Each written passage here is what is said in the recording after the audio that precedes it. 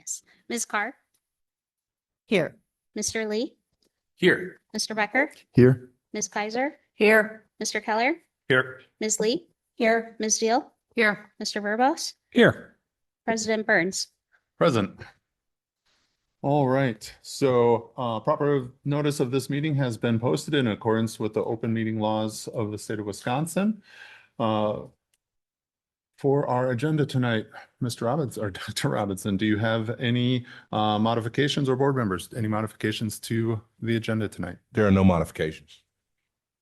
All right, and with that then, Dr. Robinson, would you give us your superintendent's report? Good evening.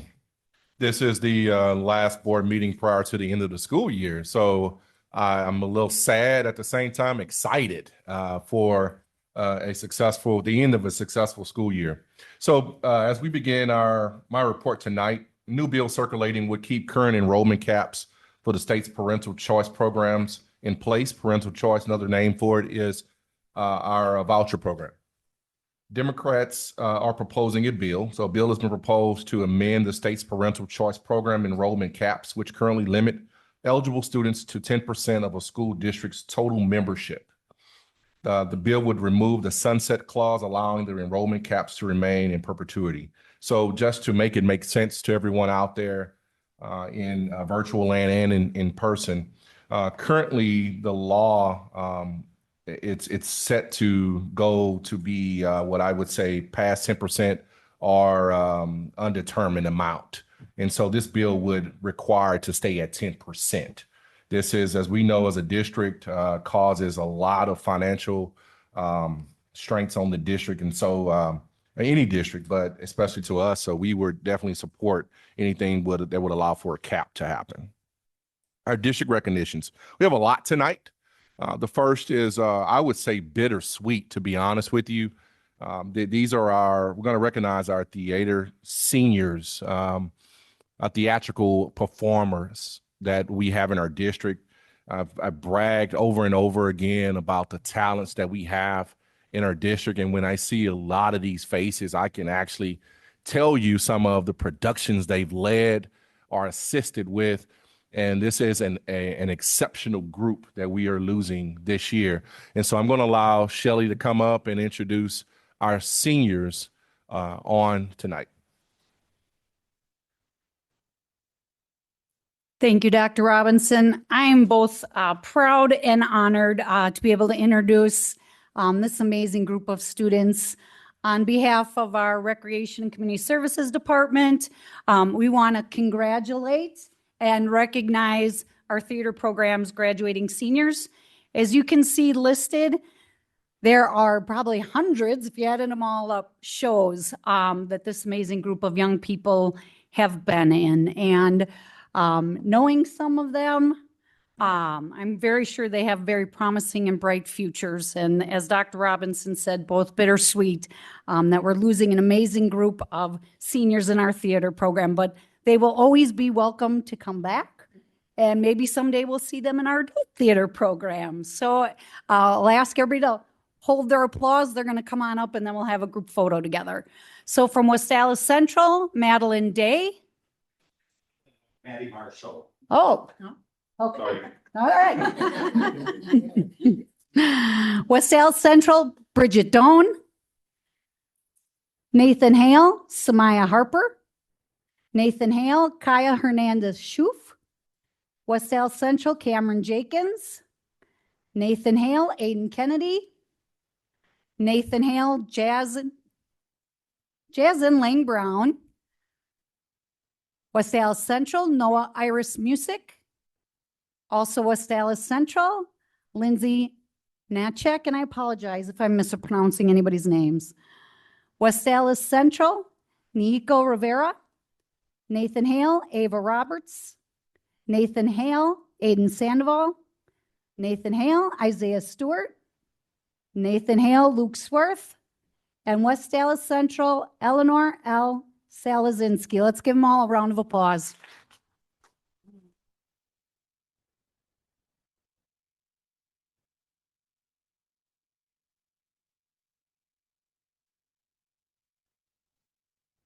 Before we take a picture, I just really want to tell you guys personally, you all will be sorely missed. Sorely missed.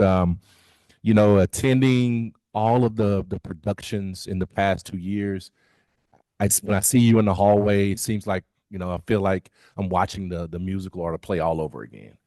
The talents that you've displayed throughout these years, it's just something I will never forget. And I want you to understand and know the impact that you've made personally on me and the other kids that are watching you.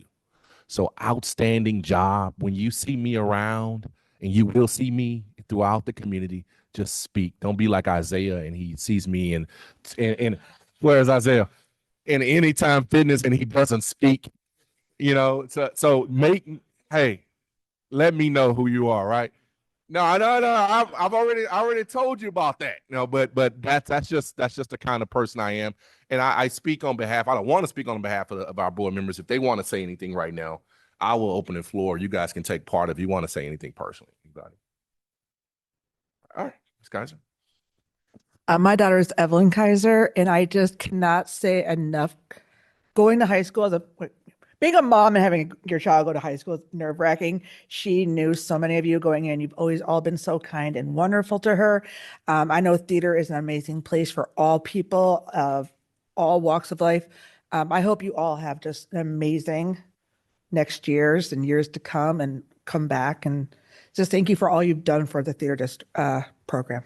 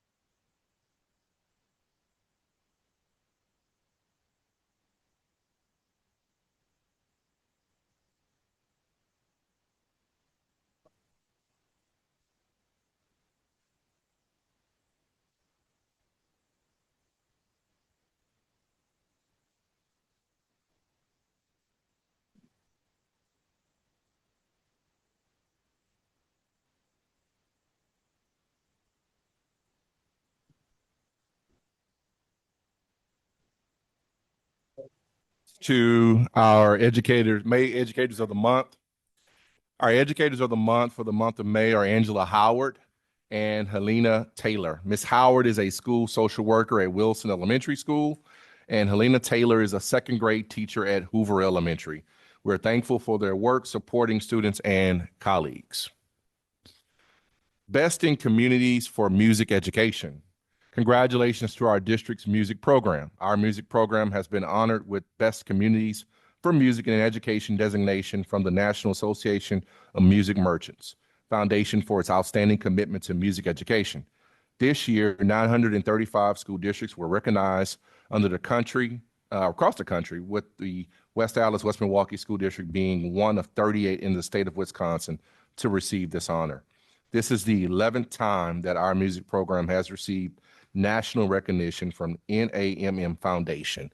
So big shout out to our music department, our music program, for their outstanding work. Ms. Mary Pat Michaels under her leadership. And this is back-to-back, definitely. How many years in a row? I know this is back-to-back. Are we like the Lakers or are we like the Bulls right now? All right. So we're like, we have our own little dynasty going right now with this. This is outstanding work, though. Yeah, outstanding. Right, close to that. State Solo and Ensemble Musical Festival on Saturday, May 3rd, 2025. WAWM students from Central and Nathan Hale represented our district at the Wisconsin School Musical Association State Festival hosted at Carroll University. During the festival, students performed vocal and instrumental solos, duets, trios, quartets, and large ensemble before an adjudicator. So congratulations to our students as well. We had a total of 242 medals. That adds up from 197 gold and 45 silver total. Employee recognition. On May 27th, we celebrated WAWM staff who reached milestones in their careers with 10, 20, 30, and even 40 years of experience. We also honored our retirees, Teachers of the Year, inaugural elementary and secondary Teachers of the Year, and our inaugural Suzette Zimmerman Award recipients. It was a meaningful evening filled with gratitude, recognition, and appreciation for the incredible dedication of our staff.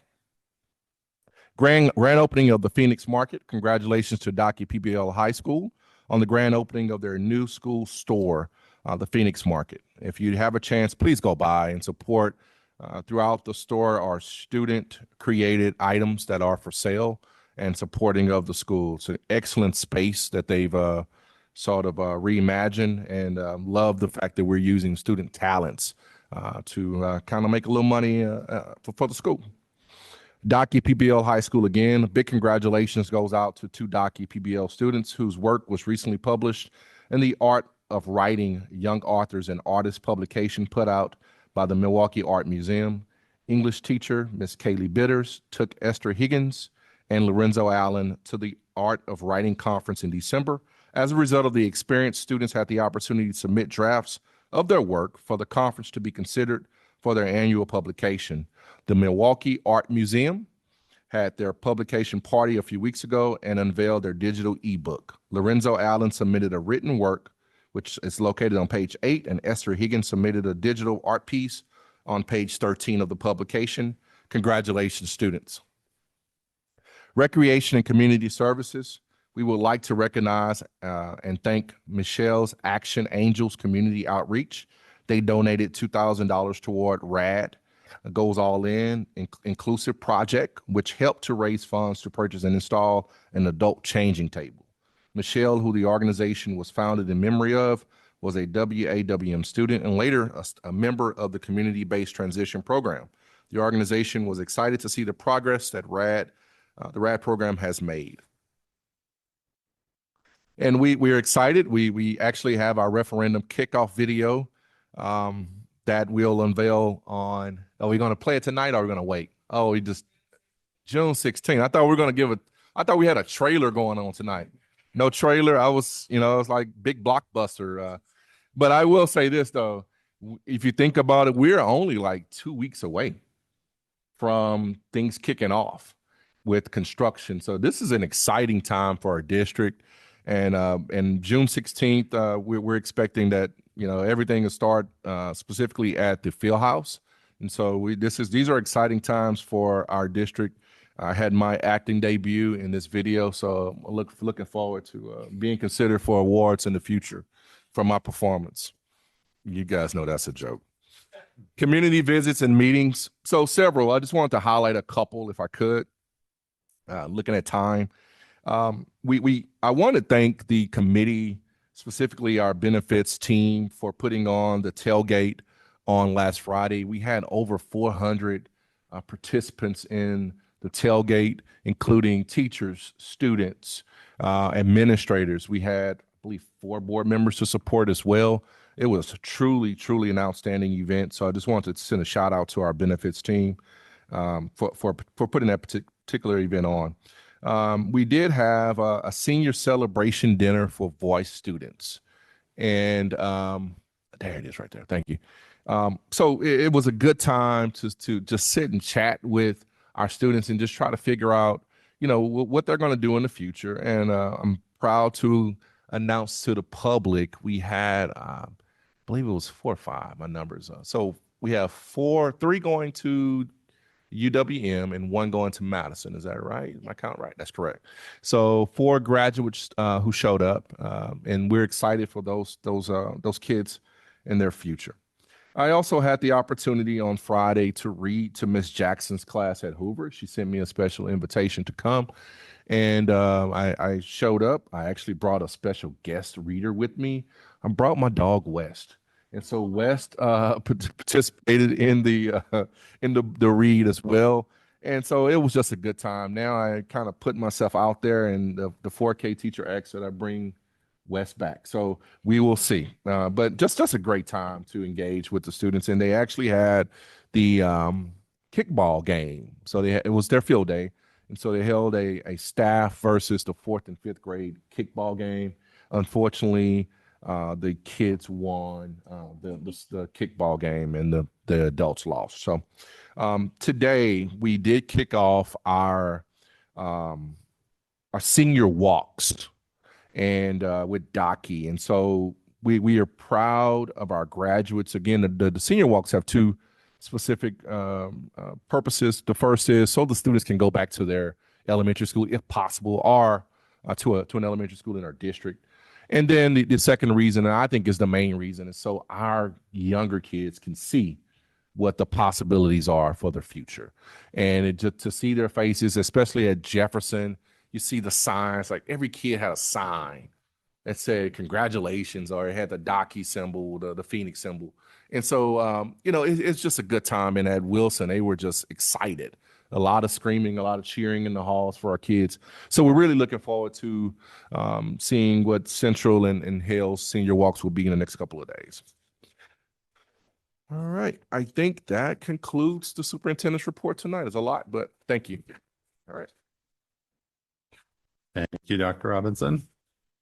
All right, that brings us to our public comments section. So if anyone would like to address the board, you have 3 minutes to do so. The board cannot discuss, debate, or act upon any item made during the public comments portion of the board meeting, and follow-up for any comments that need them will be made by the superintendent at the next regularly scheduled board meeting.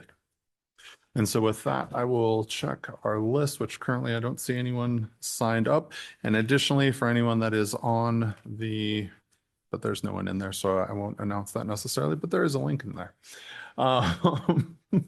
So I'll give it a couple seconds here before we get going to see if anyone signs up.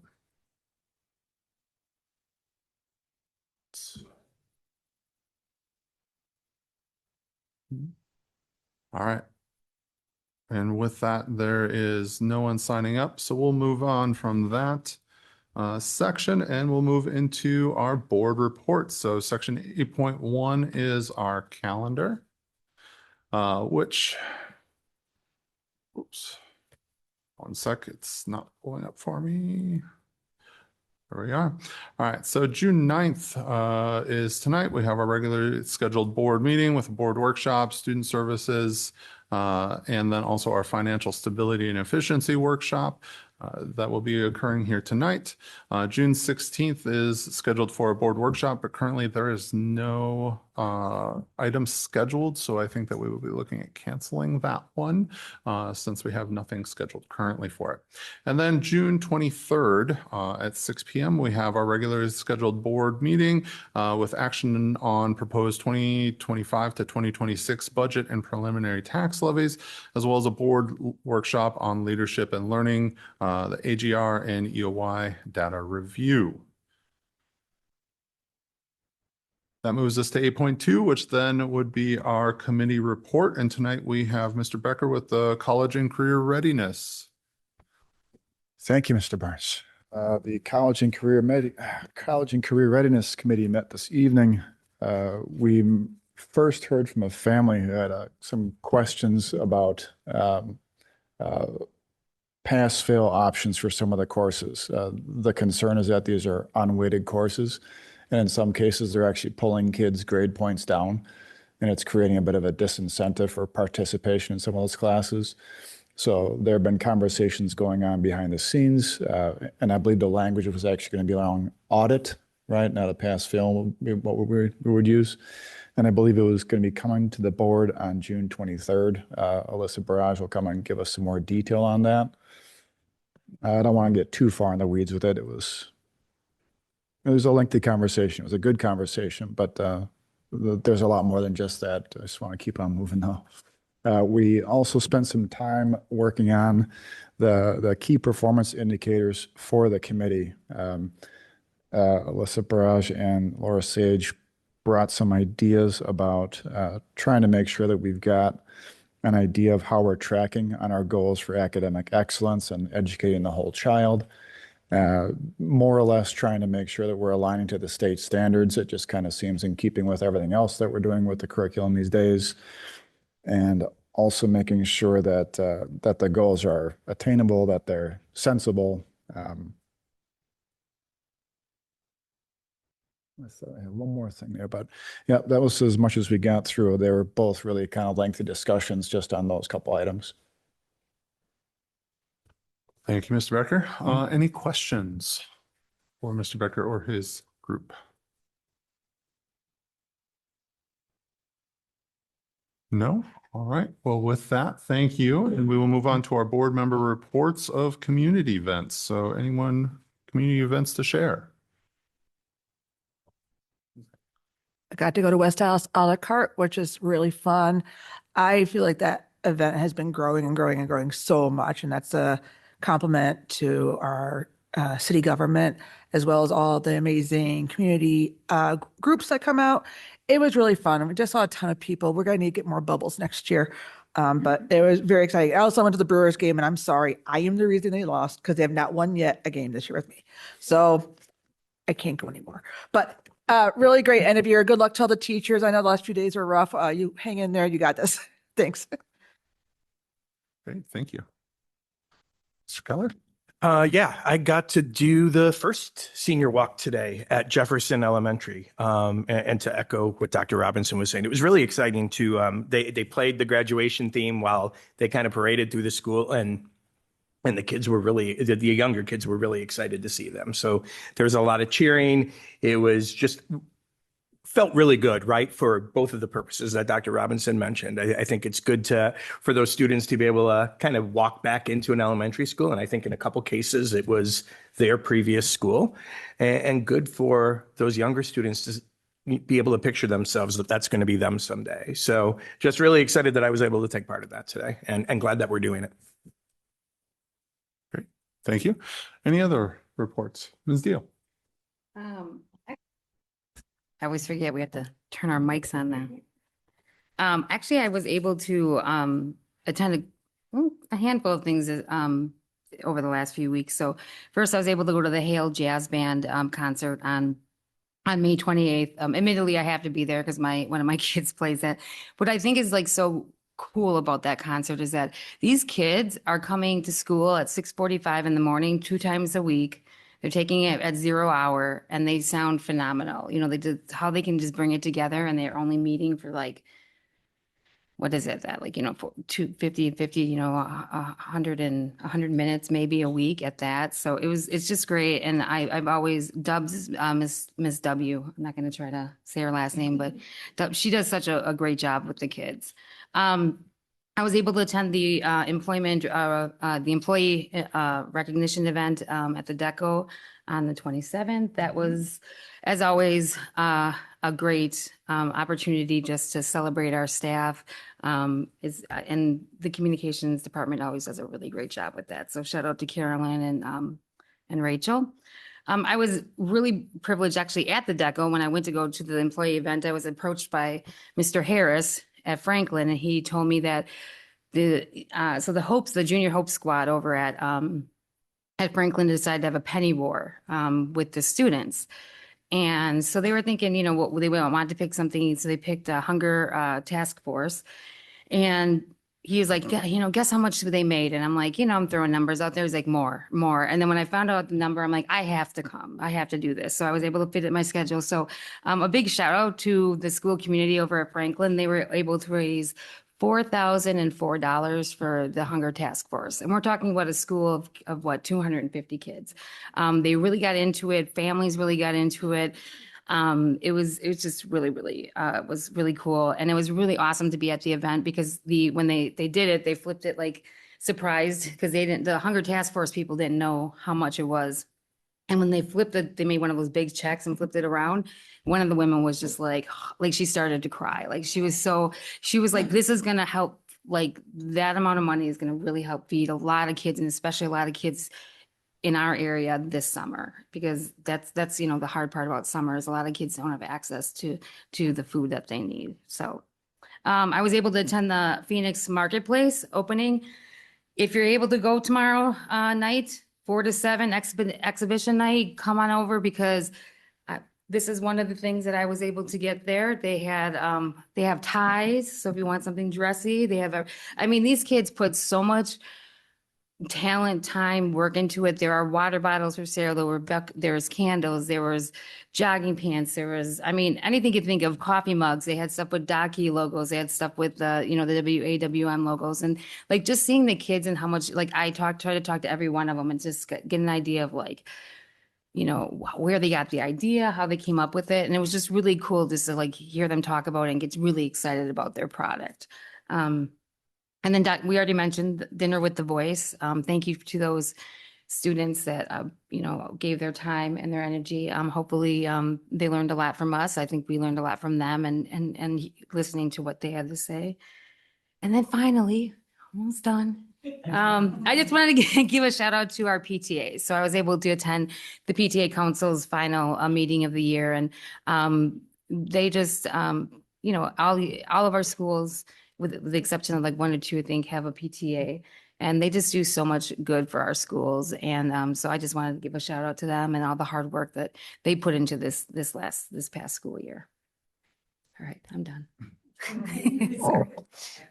Are you sure? I'm sure. Okay. Anyone else? Yeah, Ms. Lee. Thank you. I also attended the West Allis a la carte, which probably this year was the best weather yet, which would made it all the better. So it's always a good time. And like Kristen said, it grows every year. So just a really good time. If you haven't gone, definitely try to go next year. And then I was able to attend the regionals and sectionals for our track meet for our district. And of course, like Amy had said earlier, my kids were in it, but it was so cool to see the amount of kids from our district that got there. And I've never seen people get so hyped up and loud at a track meet. I'm used to football games. And so this one was a close second. And so, yeah, I think, I can't remember how many kids were from Central that got there. But I did go to the send off at Hale with my kids, and there was 21 kids, the most in the 16 years that Principal Lester's been there. So kudos to the coaches over at Hale, but it was really an awesome experience. Great. Thank you. Anyone else? Oh, okay. Mine's repetitive because I did the same stuff that Kristen did. I did West Allis a la carte, mostly because there was a gap and needed to be filled, and I ran over there, honestly. And, I hung out with President Burns for a while. Everybody had given away all the good stuff. Noah and I sat for a while as well. We had 4 pens to give away when I got there, which was underwhelming. But the 4 kids that got those pens were very excited. It was a great time. We had a few people that approached the booth with questions about enrollment or, applying for jobs in the district and stuff. It was pretty nice to be able to be there and kind of give some answers where people needed them. And, just to spend the time together and get a little more time with the board because, I'm still pretty new. And then I also did the Brewer game, which again, fantastic, huge group of people. Dr. Robinson in casual clothes was an exciting moment for me. It was like he was in disguise. But it was a fantastic time. Great group, really good, like fun seats. It was a couple pop-ups, but nothing super close to us. But yeah, that's about it. Excellent. All right. Well, no, yeah. Okay. Go ahead. All right. So I attended a few of the same events. The tailgate was fun. I should have went in my original seats. I would have caught a pop up if I was thinking about where it was open when there was one that came to our section. So it was pretty close. But yeah, it was a lot of fun. Great to see so many people there. Hope it's something that the people, the families in our district enjoy. For the people that work here, I think it's a great, awesome outing to have with so many people and their families to come and enjoy a game. And obviously the weather was fantastic, which super helped, being able to have it open and not have to worry about rain. But the food was good. It was we didn't win, but the game was still fun. It was a close game, so it was competitive really through the whole time, which is important, I think, when you're going to a game. So kudos to those who organized that and put it together.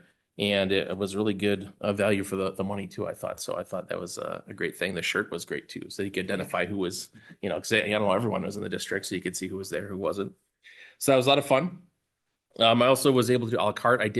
I came early and volunteered for the Nathan Hale Wrestling program. They a la carte is a thing where if you volunteer and like go around and empty garbages and things like that. And they also sold beer as part of it too, as a fundraiser. So they donate some money to the program. So I did that for the first couple hours and was able to volunteer at the district tent after that. And I will say, I've been doing a la carte for a couple years now, and the tenor has changed as to the type of questions that you get when you're in the tent this year than it has in years past. And I see that as something good for our district, that we've, I think, come over a hump that has allowed our community to see us as a positive, as something that's a benefit to our community. And the referendum, I think, is a testament to that. But the types of questions we're getting, asking about employment, or asking how they can still come to our district even though they moved out, those are definitely not the same questions that we got just a few years ago. So I think that's a testament to the work that has been done here over those years.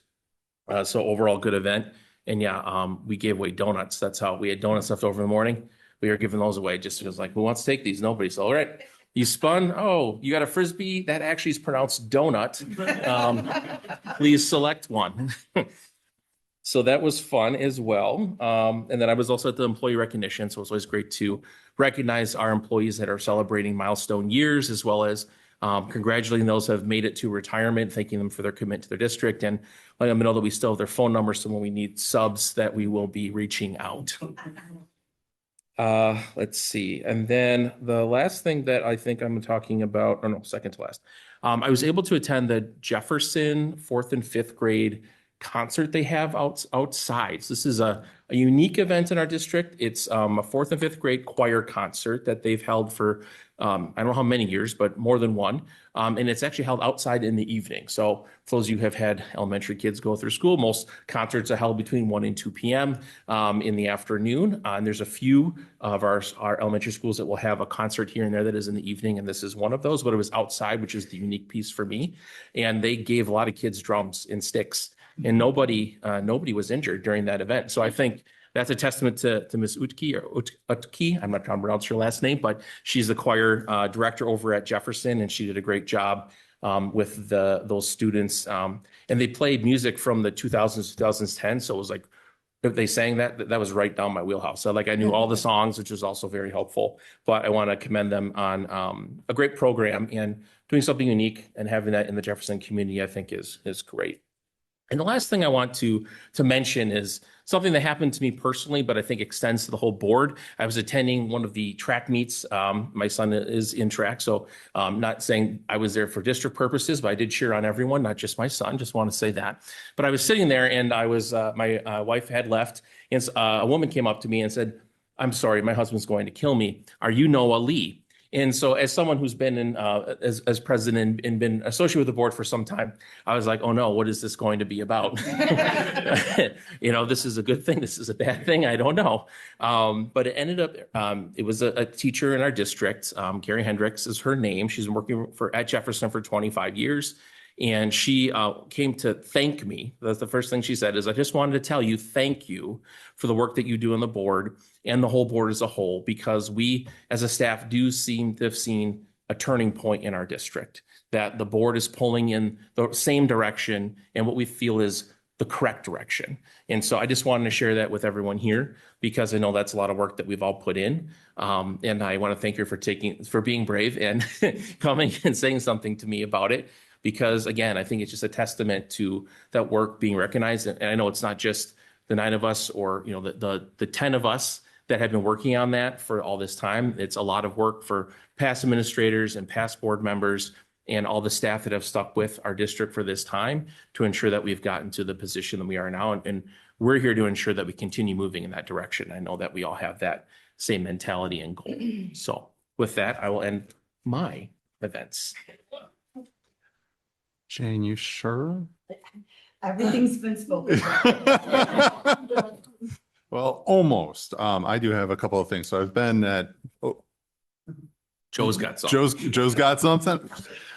I will shout out the employee recognition event. That's always a great one. I love seeing everybody who shows up for it.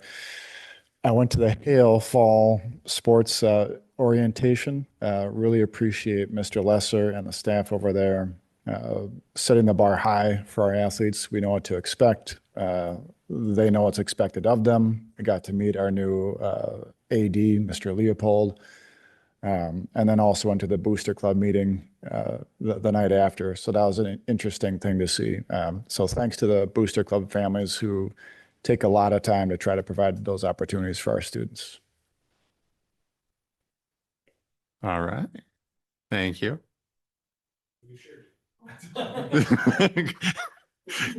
Kristen. Just what- Ms. Kaiser, what do you? I know, and just like one last thing, we, as a district, we're part of CISA 1, and at the last meeting, I was able to weasel my way onto the Board of Control. So as a district, we now have another voice speaking on behalf for all of our kids, which is fantastic.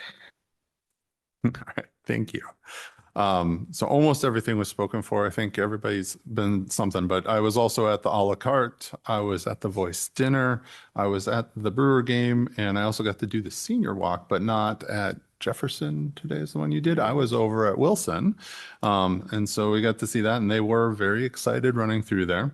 I was also at the employee recognition event, but the one that I want to speak about most, since no one has been able to touch on it, is at Horace Mann. They did a Civil War museum that they went through and did, and I went and showed up there and walked through and saw some of the kids' projects, and they were very excited to share all the work that they had done. And so I got to learn quite a bit. And also what they did with that is they made it a true museum where they had a gift shop at the end. And so they had little statue busts of some of the different characters that they had presented on, and some of the different quotes that they had. They also had some wooden it was a stenciled wooden quote with a picture of one of the icons that they were working with, and then it was a magnet that you'd hang up, and so it was just like included quite a few different groups in creating that whole process. So it was pretty cool to see. So I of course bought one of everything and made sure that I have it. I'll bring it to share. There it is. Okay. I can't take the peer pressure. I will mention that I went to West Milwaukee's career fair, and it was delightful. The thing that really impressed me was, of course, it was well organized, and there were a plethora of people there with all different walks of life to share with the kids. But it was wonderful to see how the kids were so prepared. They had questions ready. They it was like clockwork. They were assigned so that they could meet everybody and ask questions and take notes and do some follow up back in the classroom. So I thought that it was a really wonderful day. Thank you, Ms. Carr. All right. And with that, as long as there's nothing else, we'll move to our next spot, which is our consent agenda. And we have our minutes, our employment summary, and our supplementary contracts. Does anyone need anything separated out? Then I would look for a motion and a second. So moved. Second. All right. All those in favor? Aye. Opposed? I know I have to ask for questions, even for that one. I got excited. Sorry. I'm moving on anyways. All right. So with that, then we have our first action item that we'll be moving into is 2025-2026 Rights and Responsibilities Handbooks for Students and Parents. Ms. Hahn and Ms. Sage. All right, thank you. So Laura and I met with Alyssa and Connie a couple times over the last few weeks to review our Rights and Responsibilities Handbook for Students and Parents. So I'll just outline the changes that we did make. I would say none of these were major changes. They were all minor updates. Starting with the new cover page, we updated the table of contents. On page 5, we updated board member photos and information as needed. That following page similarly updated photos for new leadership within the district. On page 8, we have our strategic plan linked, and it used to link directly to the plan, which was a Google Doc, but now it will take anyone to the website, which is where our new strategic plan will live. We also updated the parent satisfaction survey to include school perceptions. And then we updated the calendar for the 25-26 school year.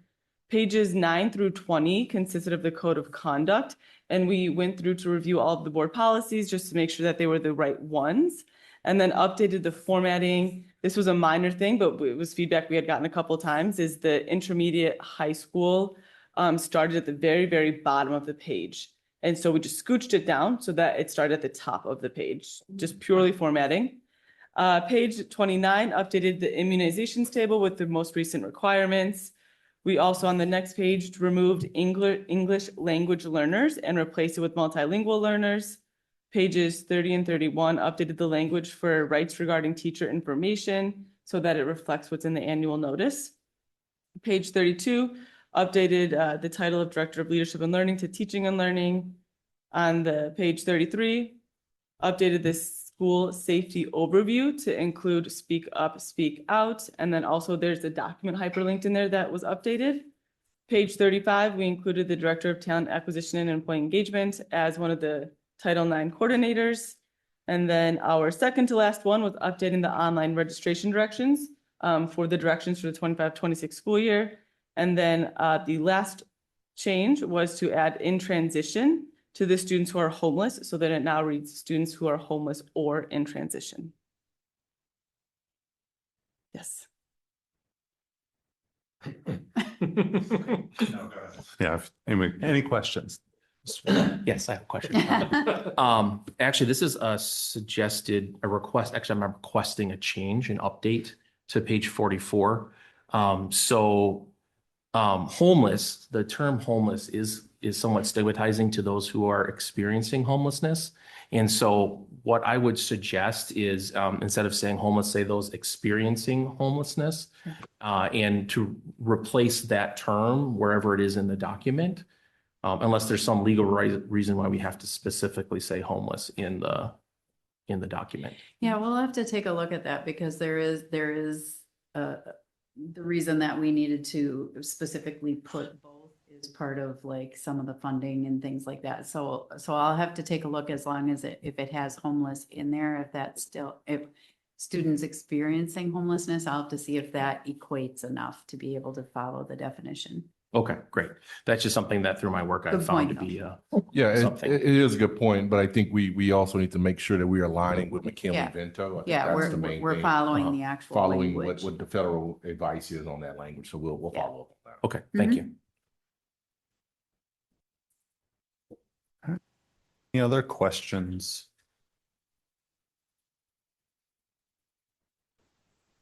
All right, if there are no other questions, I would look for a motion in a second. Motion. Moved. Second. All right, are there any other questions before we vote?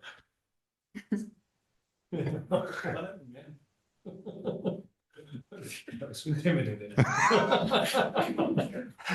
right. All those in favor? Aye. Those opposed? All right, that passes. Thank you. Thank you very much.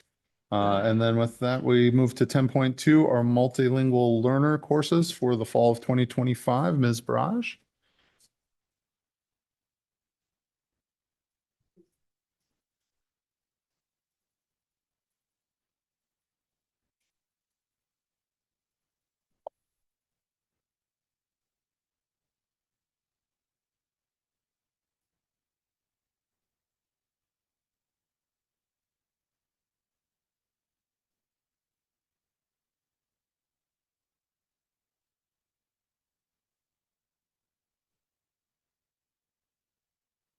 Everyone. I am joined today by Karin Ibrahim, who you all met a few weeks ago for our workshop. And she is our secondary ML curriculum lead and a very talented teacher at Hale and Central and supports our multilingual learners there. And then also Dr. Becky Grease is here, who oversees and supports our entire ML team. So they are going to talk with you about briefly, since we've all been briefed on this proposal today, to bring forward courses that are going to support our multilingual learners in their language acquisition journey when they are with us. And so Karen's just going to kind of walk through what those courses are. In front of you, you have the 4 courses that we are proposing adding permanently to our course catalog, that they will then be available for students as needed when they join our district. And so you'll see the progression of the courses on a 1-pager, which I think is helpful. But Karen, I'll turn it over to you to walk us through. Hi, hopefully you guys remember me. Maybe I'm not that memorable, but I specifically work with the secondary newcomers, so students that have arrived to the United States within the last 12 months. But obviously with my other colleagues, we service all the secondary or at the high school level, all the multilingual learners. So what we are, if you take a look, we'll go through this really fast, but we have 5 newcomers at each of our buildings from around the world.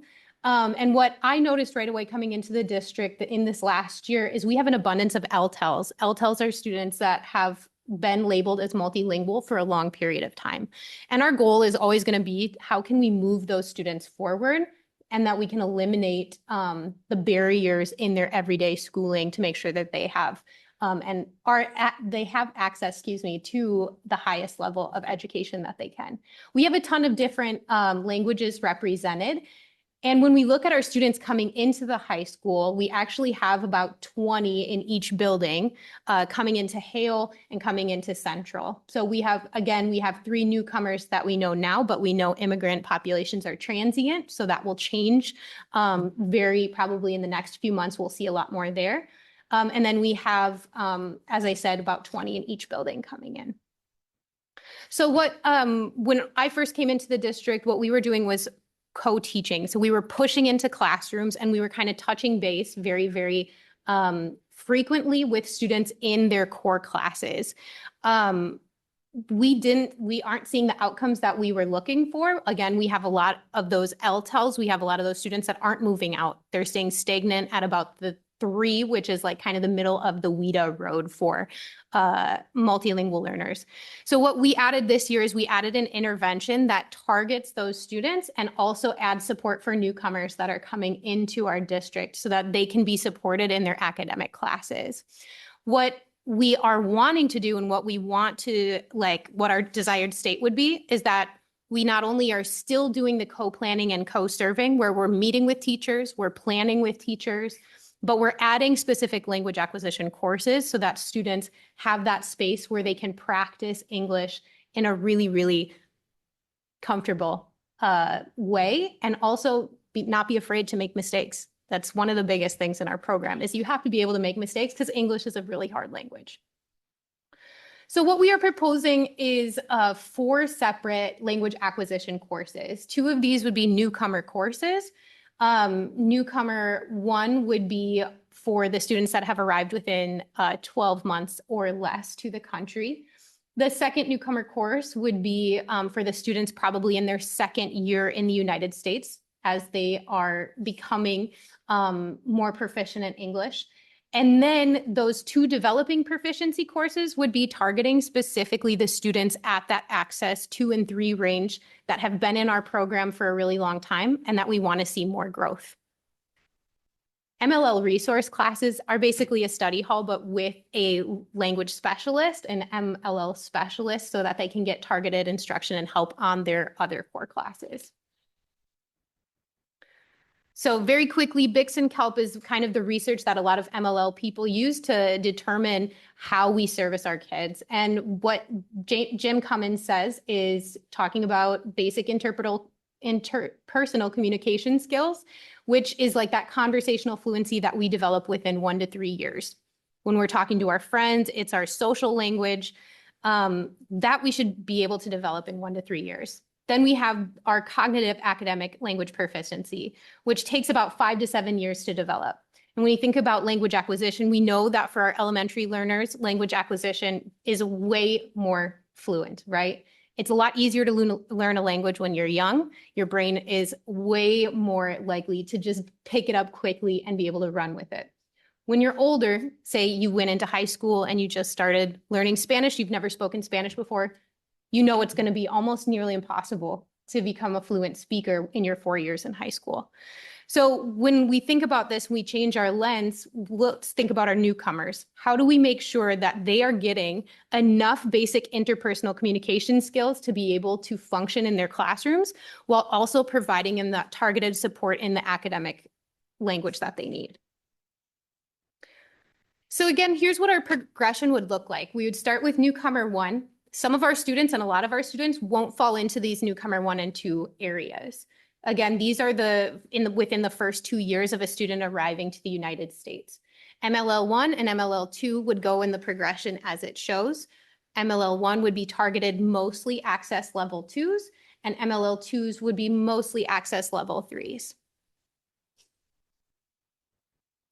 So our desired outcomes for adding programming would be that MLL students receive appropriate accommodations and scaffolds in all content classes. We make sure that we're not just pushing into rooms and standing at the back of the room and letting the core teacher teach and us just sitting in the back quietly and just kind of help where we can. We're really making sure that we're intentional with our planning. And we want to measure that by providing impactful professional development to our teachers and impactful co-planning and co-serving. One of the most important parts about being a multilingual specialist is that we have to be active advocates and establish a sense of community and belonging. We want more active participation in our school conferences. We want more active participation in our community events, and we want more open communication with personnel between our MLL families and the people in our district.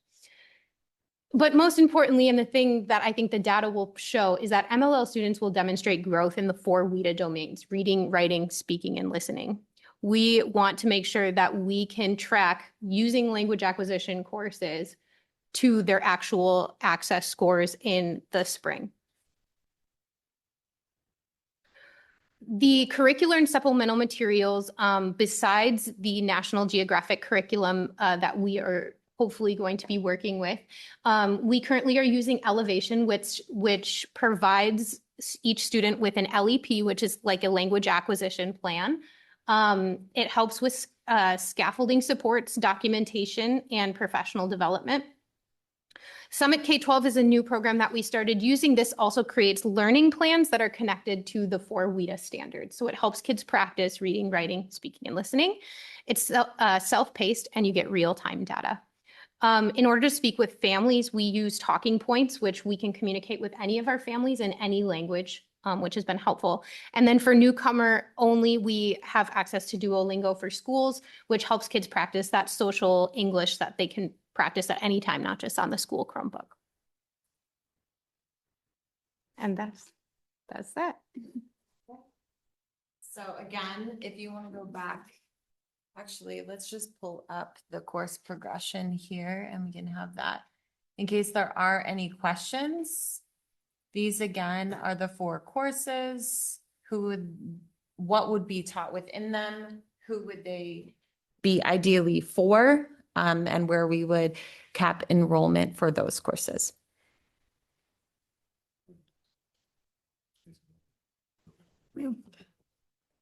Could you quickly just explain or tie everything in access?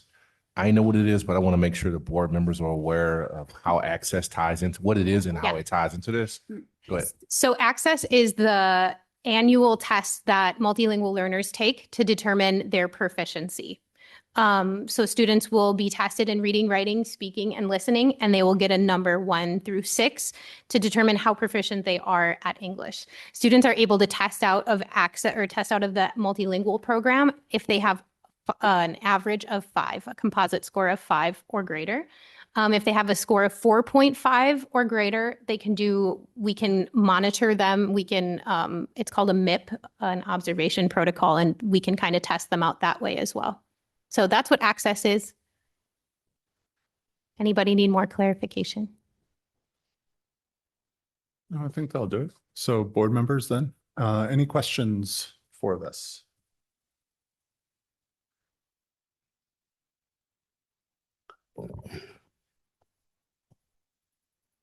Is this in addition to what we offer now, or or are we revamping and making these replace something? Can you just clarify that?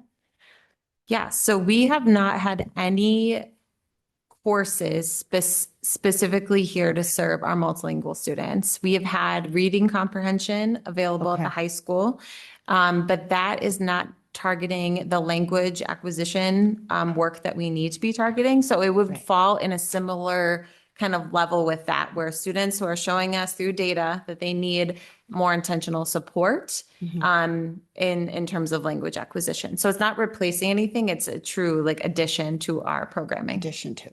Mhm. Okay. And then can you speak a little bit about the staff development? Who will be providing that, and how will that look? Well, we're starting this summer. If you want to talk about this summer.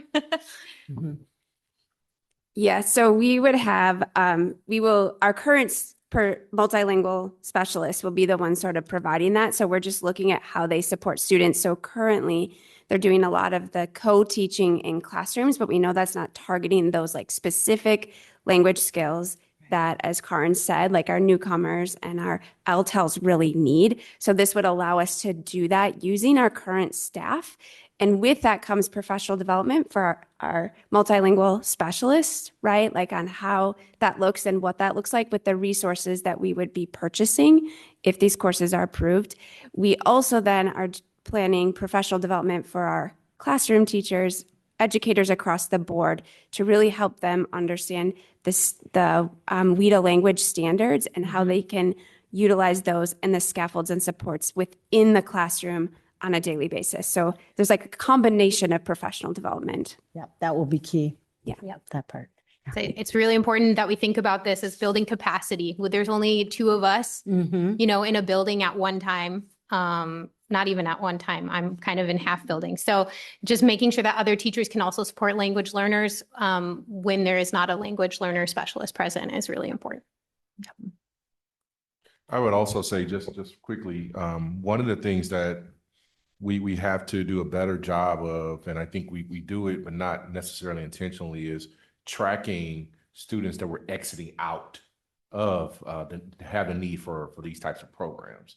So when we're providing these intensive supports, the goal again is to exit them out at some point. We don't need kids who are lifelong MLL students. We need kids who are becoming immersion in the language and exiting out to not have to need this kind of type of support in the future. Other questions from the board? Yep, Sally? So I did not have the benefit of the workshop. I was not at that meeting. So if I have any questions, I ask, my apologies if that were No gone over the worries. workshop. So these would be in addition to the regular coursework, or is this like being taken as an elective by a student if it's a high school student? Yep. Yes. So it would be an elective. Yes. Okay. And then would any of these courses be considered prereqs for any of the other English or language classes that these students would have to take? No, so they would be taking them concurrently. Okay. And I think something that is important to note is a student with us is not going to go through all 4 of those courses. That would be exceptional. They likely would have 1 or 2 of those courses depending on the need. And that's always going to be revisited with the specialist and with the counselor. So yes, elective credit, and it wouldn't necessarily be like all 4 years that they'd be in a course. Okay. And then, so you mentioned we're not adding staffing. So who is actually teaching these particular courses? You could. I'll teach. So I will be doing the newcomer courses at both high schools. Sarah Brooks is our specialist at Hale. And she would teach the multilingual 1 and 2, and Erica Wolfersdorf at Central would also be teaching the multilingual 1 and 2. Okay. All right. And that's a plan moving forward. And there's no plan at any additional multi-language. So what I'm thinking about here is coverage, right? So, I mean, although we'd love to have you in every single day, so you can make sure to have your courses ready for your students. We understand that doesn't happen. So what would the coverage plan be in those instances to ensure the continuity of the education, since I think this is a very critical piece for those students to ensure that they can, as you mentioned, get the other courses that they're taking and get the most out of those? I like that question a lot because we are very intentional in our department about making sure that our classes are covered. We also are always in the building. So I would say between at least the high school level people, if somebody is gone, we're always covering each other's classes. In the instance that we are not there, we are always getting coverage from somebody that works specifically with our language learners during the day, specifically our newcomers, because we know that they need the most amount of support. So that's how coverage works for us in our buildings. I don't know if you have anything else to I would speak just to that. add having the core resource for these courses being consistent is another area that will be important. And Karin has worked with that resource previously to coming to us. So that's, I think, another part where we can provide that consistency. Yeah. Additionally, as we mentioned at the end, there's the supplemental resource of K-12 Summit. And so that resource is nice. In the absolute worst case scenario, students will have an opportunity to engage with an online platform that is providing learning and real-time feedback to them through that. So that would be absolute, if we don't have someone there and the person covering the class maybe isn't as skilled in supporting our multilingual learners. And when I say they give real-time feedback, they can practice speaking. So speaking is one of the most difficult parts of the access assessment to pass. As we know, it's the part we're the most hesitant on when learning another language. You never want to put yourself out there, right? And so they can speak and then they'll get, AI is amazing. It can provide some feedback. I know there's drawbacks to that, but it's at least giving students some feedback in the moment as well. Okay, thank you. And this doesn't replace any other courses. So this is always No. in addition, the prereqs are still the prereqs, or I'm sorry, the requisites for graduation are not Yes. changing for these students. It's just this is, Nope. they have, I guess, fewer options for electives because they would be required to take one or more of these classes depending on. I their would say they're situation. not really required to take them. Okay. When we get a student into the district, whether it's a newcomer or not, we kind of go through their entire educational history. We see if they've had interrupted education, we see how many years of education they've had, and then we make a plan with the counselor, with the families, and with the student to kind of determine what their outcome, what do they want their outcomes to be? Do they want to learn the language, or do they want to go right away into CTE? Is that more important to them than developing language? And we kind of make a plan with them based on what their desired outcomes would be. So I would say, no, it's not replacing any classes. It's not required of students, but we will be with the family in that meeting, making sure that they know all of the options that they have on the table for them in developing language. Okay. I have one other question, but it's eluding me right now because I didn't write it down. So I will yield the floor at this point. Thank you very much. Yeah, thank you. All right. Are there other questions from any other of the board members? No? Okay. I did have a question kind of with the staffing piece, but more focused on the student side. Or maybe not more, I guess, just different. With a cap of 8 to 10 for the newcomers, we have quite a few languages spoken in the district, right? What is our number up to? Do we know? It's around 60. Right. Mhm. So will caps of 8 to 10 be sufficient to help all the students that might be coming in? Were these based on the numbers that we have? Are they predicted? Mhm. I will say they're predicted numbers, but I will say in the 12 years I've had experience, there have been no greater class than 8. Newcomers are and it's DPI outlines that it has to be 0 to 12 months. And a lot of the what we would deem a newcomer. A lot of times they've had in education when they first came, whether that was in Texas or Florida, and that takes months off of their eligibility to be a newcomer. So that's why we have this progression of courses, because we know then we can't serve them in newcomer 1, that there would be an option in newcomer 2 or MLL 1 to make sure that they're serviced. Okay, so all right. Yeah, that's what I was just figuring as far as then staffing, if we needed more or not or whatever. And that's something that is an ongoing discussion I've been having with the ML team, is just continuing to review staffing to see if we do need to expand for that team, as we know that our percentage of multilingual students has increased from around 3% to about 5% in the past 3 years. So numbers wise, that's like about 100 more students. So that is something that we are always monitoring as well. Yeah. All right, thank you. Did you go ahead? So going off Dr. Robinson said, following students who graduate out, in seeing if they've retained, the knowledge that they had to pass, quote unquote, the access test to be able to move out of the program. Do we do that now? And are any students re-enrolled, for lack of a better term, into the MLL program who have graduated out because of non-retention? You can start and then I can add. No, if you test out, you're out. Okay. So they will not be retested. And what monitoring looks like, it looks different in every building. So that's something that we really want to start to build in, those processes and procedures of what monitoring in our district looks like. And then making sure that MLL specialists are not the only ones that can provide that monitoring, that other teachers in the building also have the opportunity because they see their language more frequently than we would. So monitoring is something that is provided for all students when they do exit receiving services. Okay. So that's for 2 years. So to your question, for 2 years, there is, we have forms, but I don't disagree that it could probably be a lot more vigorous. It's a question of like reflection with the classroom teacher or core area teacher with the ML specialist and the student to get feedback on like, how are you doing? What's the transition been like? Do you need more support? So it's not like the supports completely go away. So there is that 2 year. Speaking more longitudinally, I'd have to look at the data to see. I mean, we have all the data of when students have exited. So we'd have to see like in terms of like their success. I mean, there'd be different measures of that, right? Through like grades, through graduation, right, would be a big measure. So we could definitely add that in as part of our like data review.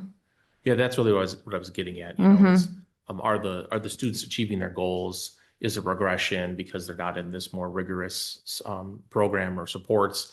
And is that then affecting their grades in other classes that they're in because there is that regression? So that's sort of the information I think would be very good to have, especially if we're adding these types of courses. To see if once they've graduated out, is that meaningful for everyone, or is there a subset that isn't, that would maybe needs more help than others? And then are they achieving the goals? Are they graduating? Are they going into their field of choice when it comes to work or school or whatever it happens to be? So I think if we can include those sorts of things within these courses, I think that would be helpful information for us to have.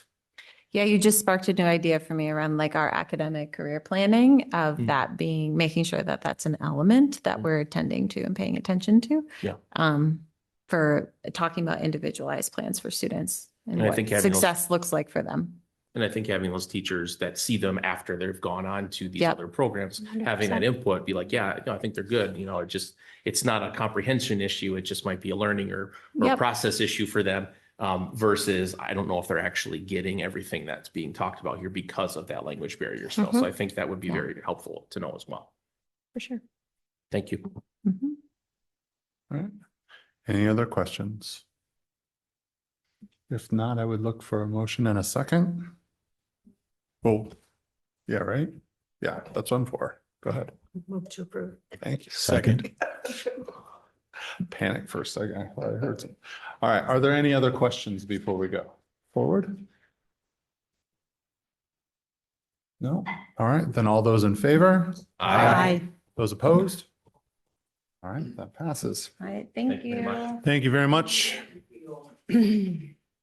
That ends our action items for tonight and takes us into our workshop for student services with Ms. Sage and Ms. Martin. Mr. Martin. Ms. Martin, yeah.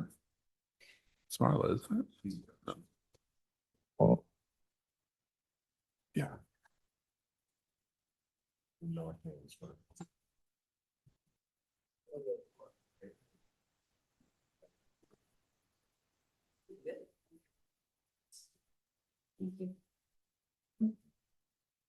So as they prepare, I want to let the public know, as well as the board, know how excited I am about what we're doing in the area of saving lives and being very proactive in our approach.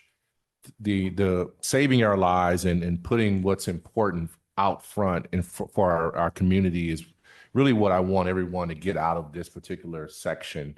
So we'll have two different presentations that will one will go into the other. We're going to first start talking about Narcan and our partnership with the health department. And then we'll start to talk about some security upgrades, updates, being very proactive in our approach. And so I'm going to turn it over to Laura, who's going to lead us, and then I'll kind of chime in. I want to thank the health department for being here and co-presenting as well. All right. All right, excellent. Thank you. So our workshop updates tonight, in my realm, we're focusing more on the student services side as opposed to the special education side. Just so that you are aware, I brought it to the board previously when Ann Locke came with me. Our CTS program, our Community Transition Services, the 18-21-year-old program, has successfully moved over to Madison School. Actually, this past week, all of the stuff is there. Still doing some of the modifications to the building that need to be done, but that is in the process. Also, on the special education side, we have completed our audit with Dr. Brett coming to the district to take a look at, give an outside view of where we at with our programming, staffing, and how we're meeting the needs of our students. And we will be in the future talking with you about some of the outcomes that came out of that program or out of that audit.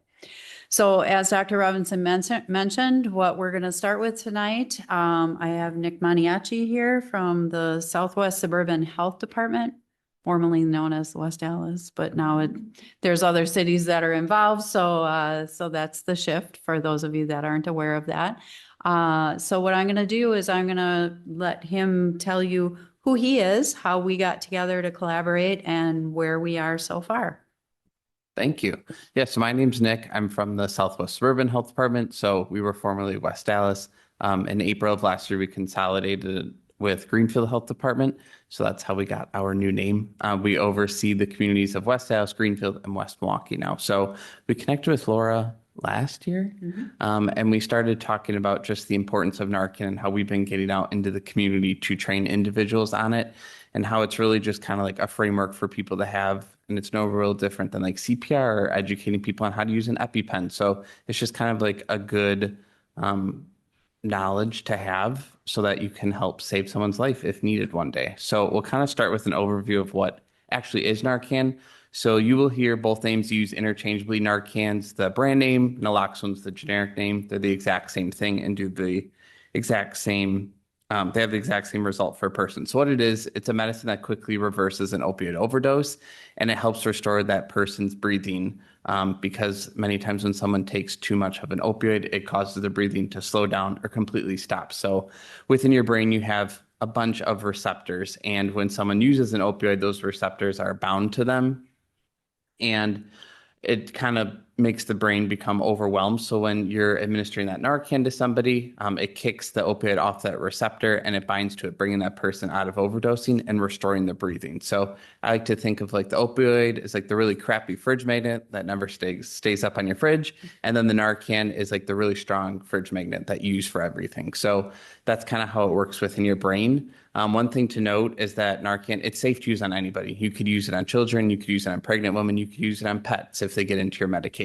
So there's no need to kind of worry about that aspect of it, and it cannot be misused. No one can get high from it. It's only going to be useful for somebody if they're overdosing and you give it to them. It will help restore their breathing.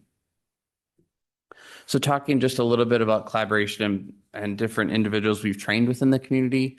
This is just kind of a snapshot of other entities or individuals that we've trained. So you can see up there, we trained one private school, Grace Christian Academy. We partner often with Rogers Behavioral Health, going to there multiple times a month.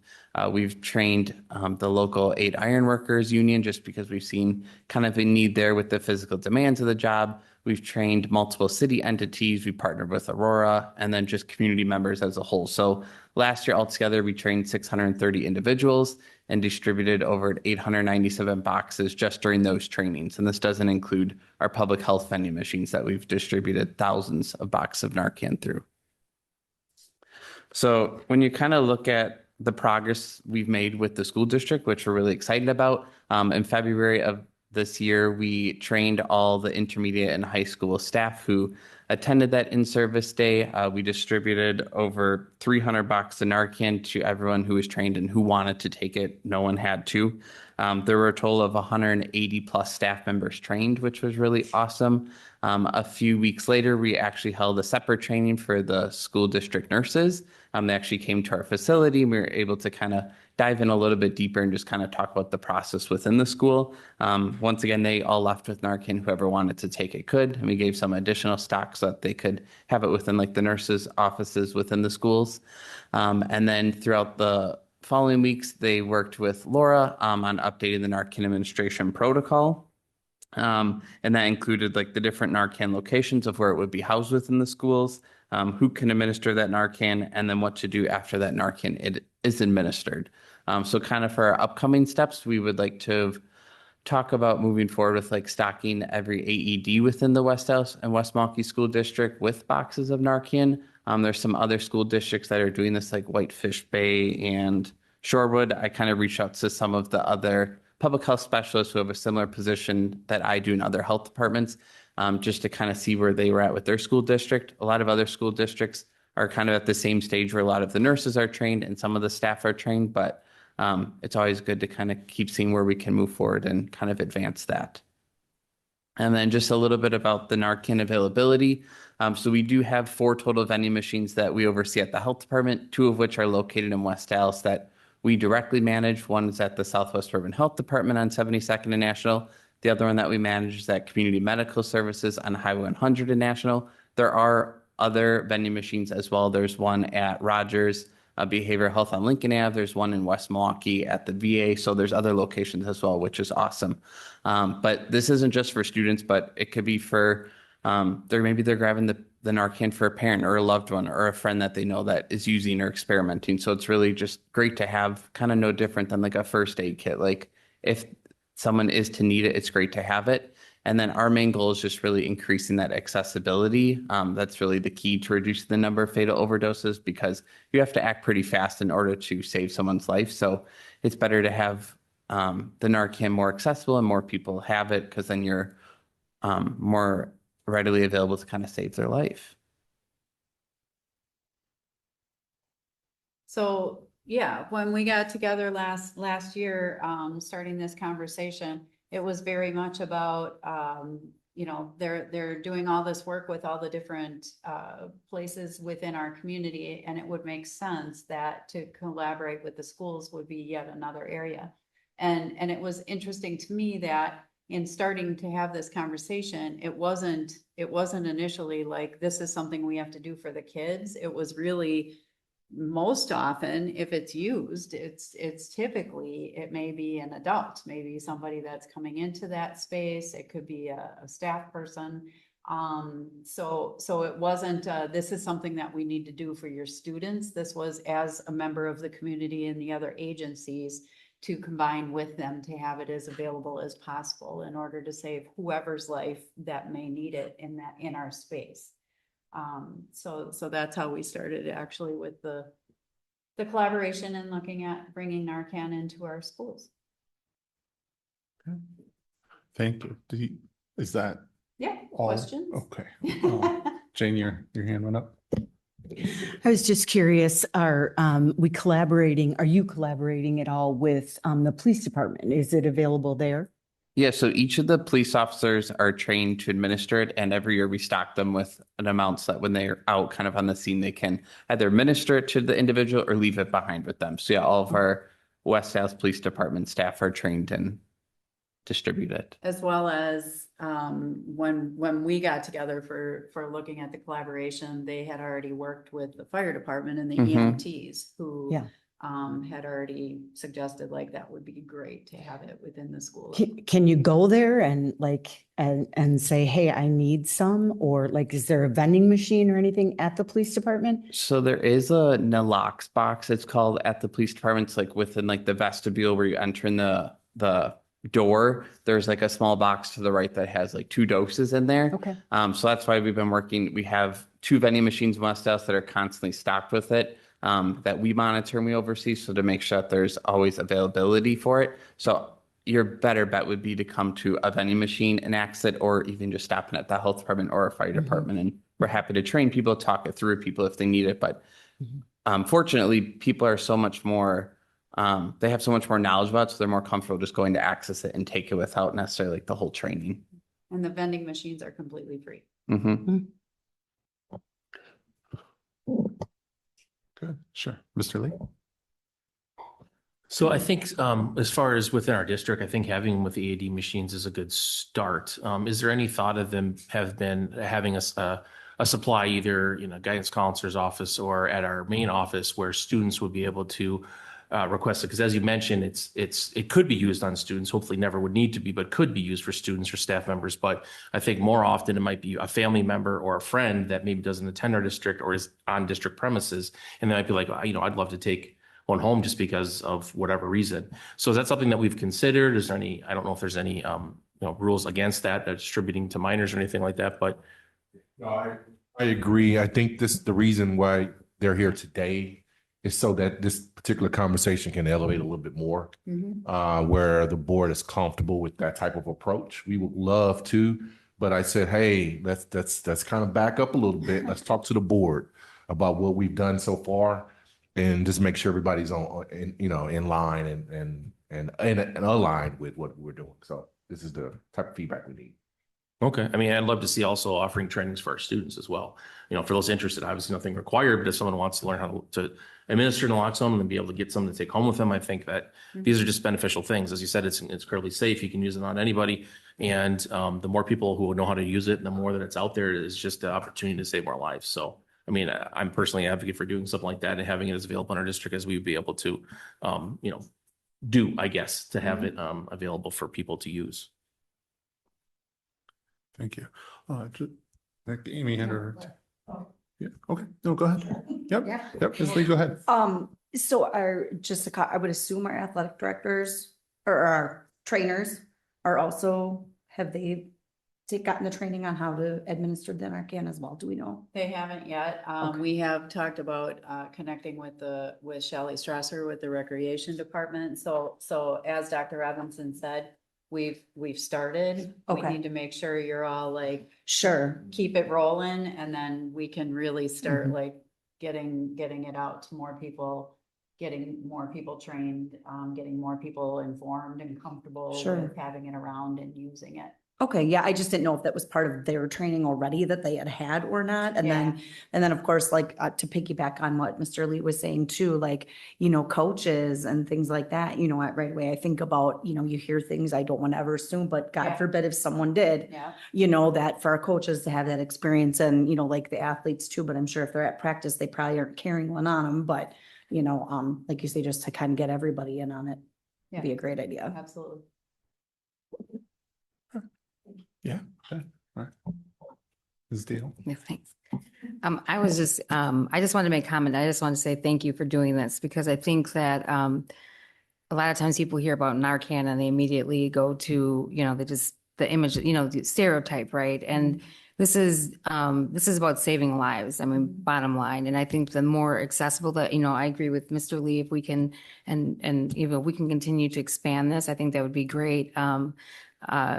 And I just wanted to say to the board, to any of you, I do have access where I can get Narcan for you. So if anyone wants to, something, because I do keep it on me myself and it, for obviously emergencies. So I just want, I think I just want to put that on record as someone who, I'm actually a substance abuse counselor. So I think it's really important to the people to understand that this isn't about stigmatizing people. It's not about,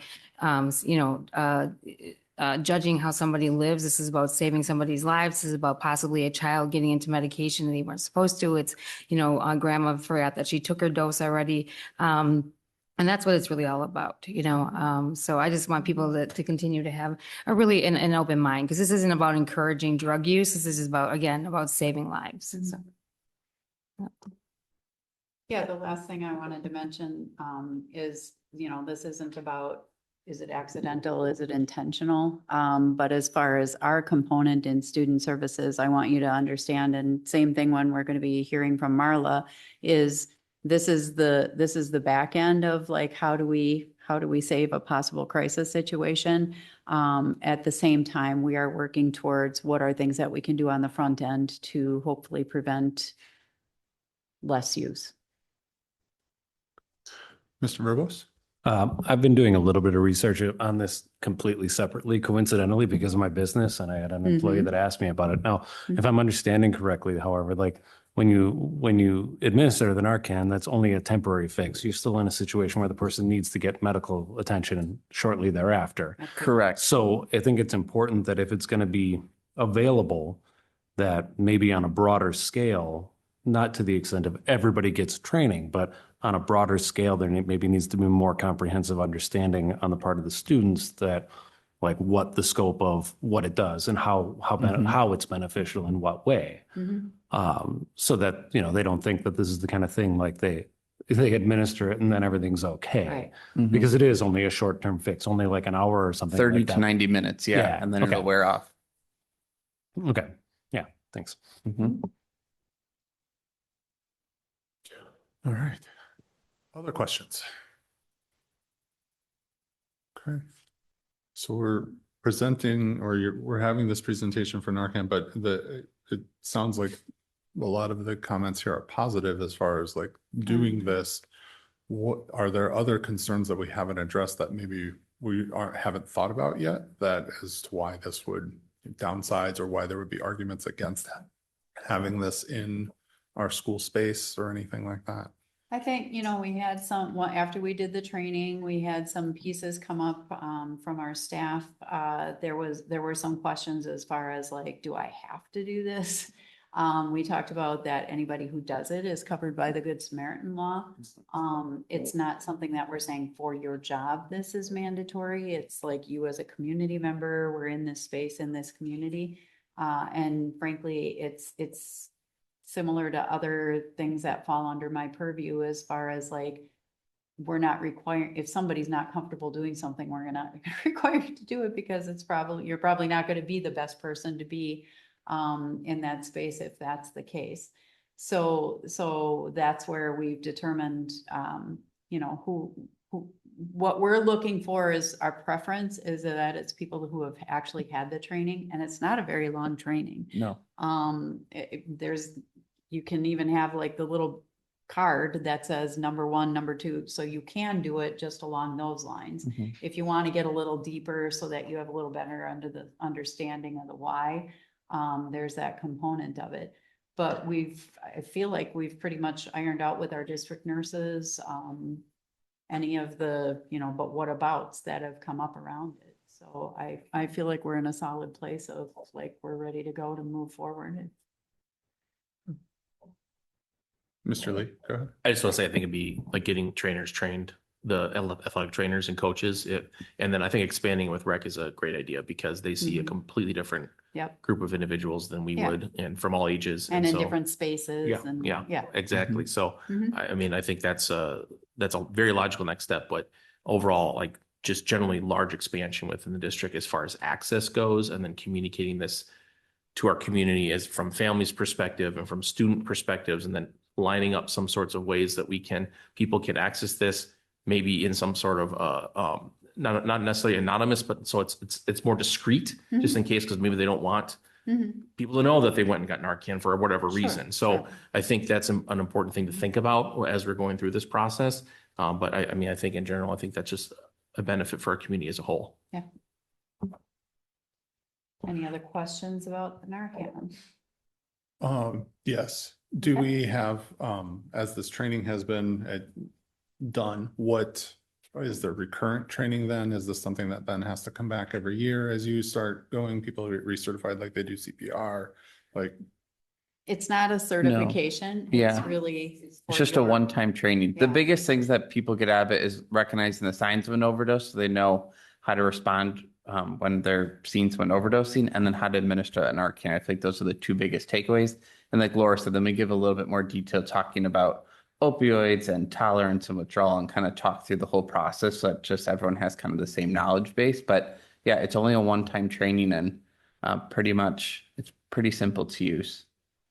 okay. And the training is through the health department? Yep. Yeah. We have multiple trainers that are health department. Myself, my coworker, Jamie, who's a nurse, we came and gave it to the school district. We're kind of the main ones out in our community doing it, but there's a good amount of us educated on it and willing to do it. Okay. Right. So all of the school board members could come and get. Absolutely. Yeah. We'd love to do it. Yeah. All right.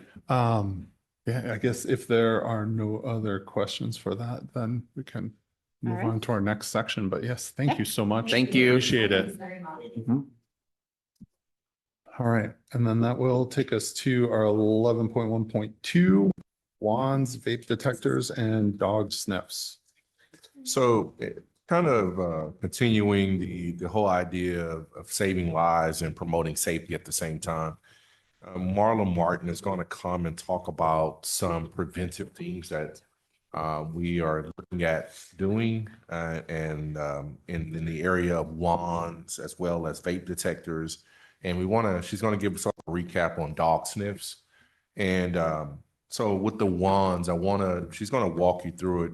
I want to be clear. We're not searching every single person that walks in our building. Okay. I want to put that out there. Okay. That's not what the wands are for, right? But there are situations where we have students who are bringing things inside of our building, such as vapes, lighters, that things that should not be brought into the school, and the wands can be used to detect that. And so I'm going to allow Marla to kind of talk about that a little bit. And did you bring the wand for a demonstration tonight, Marla? I did. You did? Yes. Okay, so she's going to demonstrate it. I'm going to have it on me, and we're going to show the public what this looks like. All right. Is that okay? Sure. All right. So I'm going to turn it over to Marla when that time comes. I know everybody's excited about me being wanded tonight, but just, I don't have anything on me right now, but I will, right? I will, right? I mean, I have something. There's nothing in it. Yeah. But- She's like, full disclosure. All right. So I'm going to have Marla actually introduce herself because we have a Sure. new board member. And so make sure that everybody knows who she is. We met at a la Okay. carte. But again, I'm Marla Martin, just recently came onto the district as the district safety coordinator. It's a pleasure to be here, and I'm very excited to talk about these projects that we've been working on. I'm going to disseminate some material. Thank you.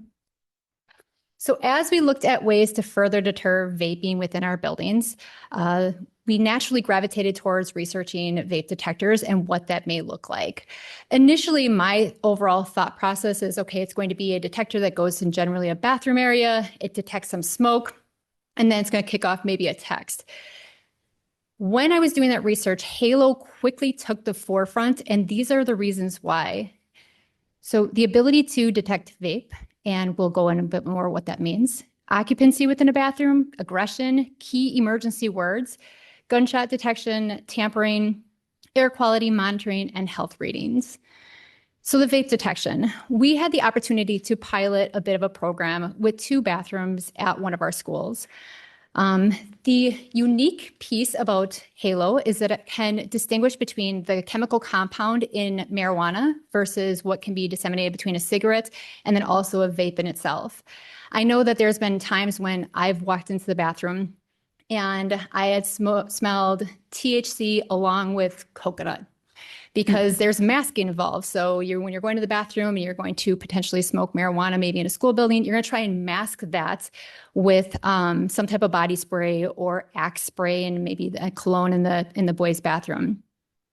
What Halo can do, it can distinguish and break apart those particles and send out an alert on what it's actually detected. So even though it has detected THC and it's been trying to be covered and masked by a cologne, it can break apart those particles and say, nope, this is THC. And that alert then goes to the administrators that have that downloaded to their phone.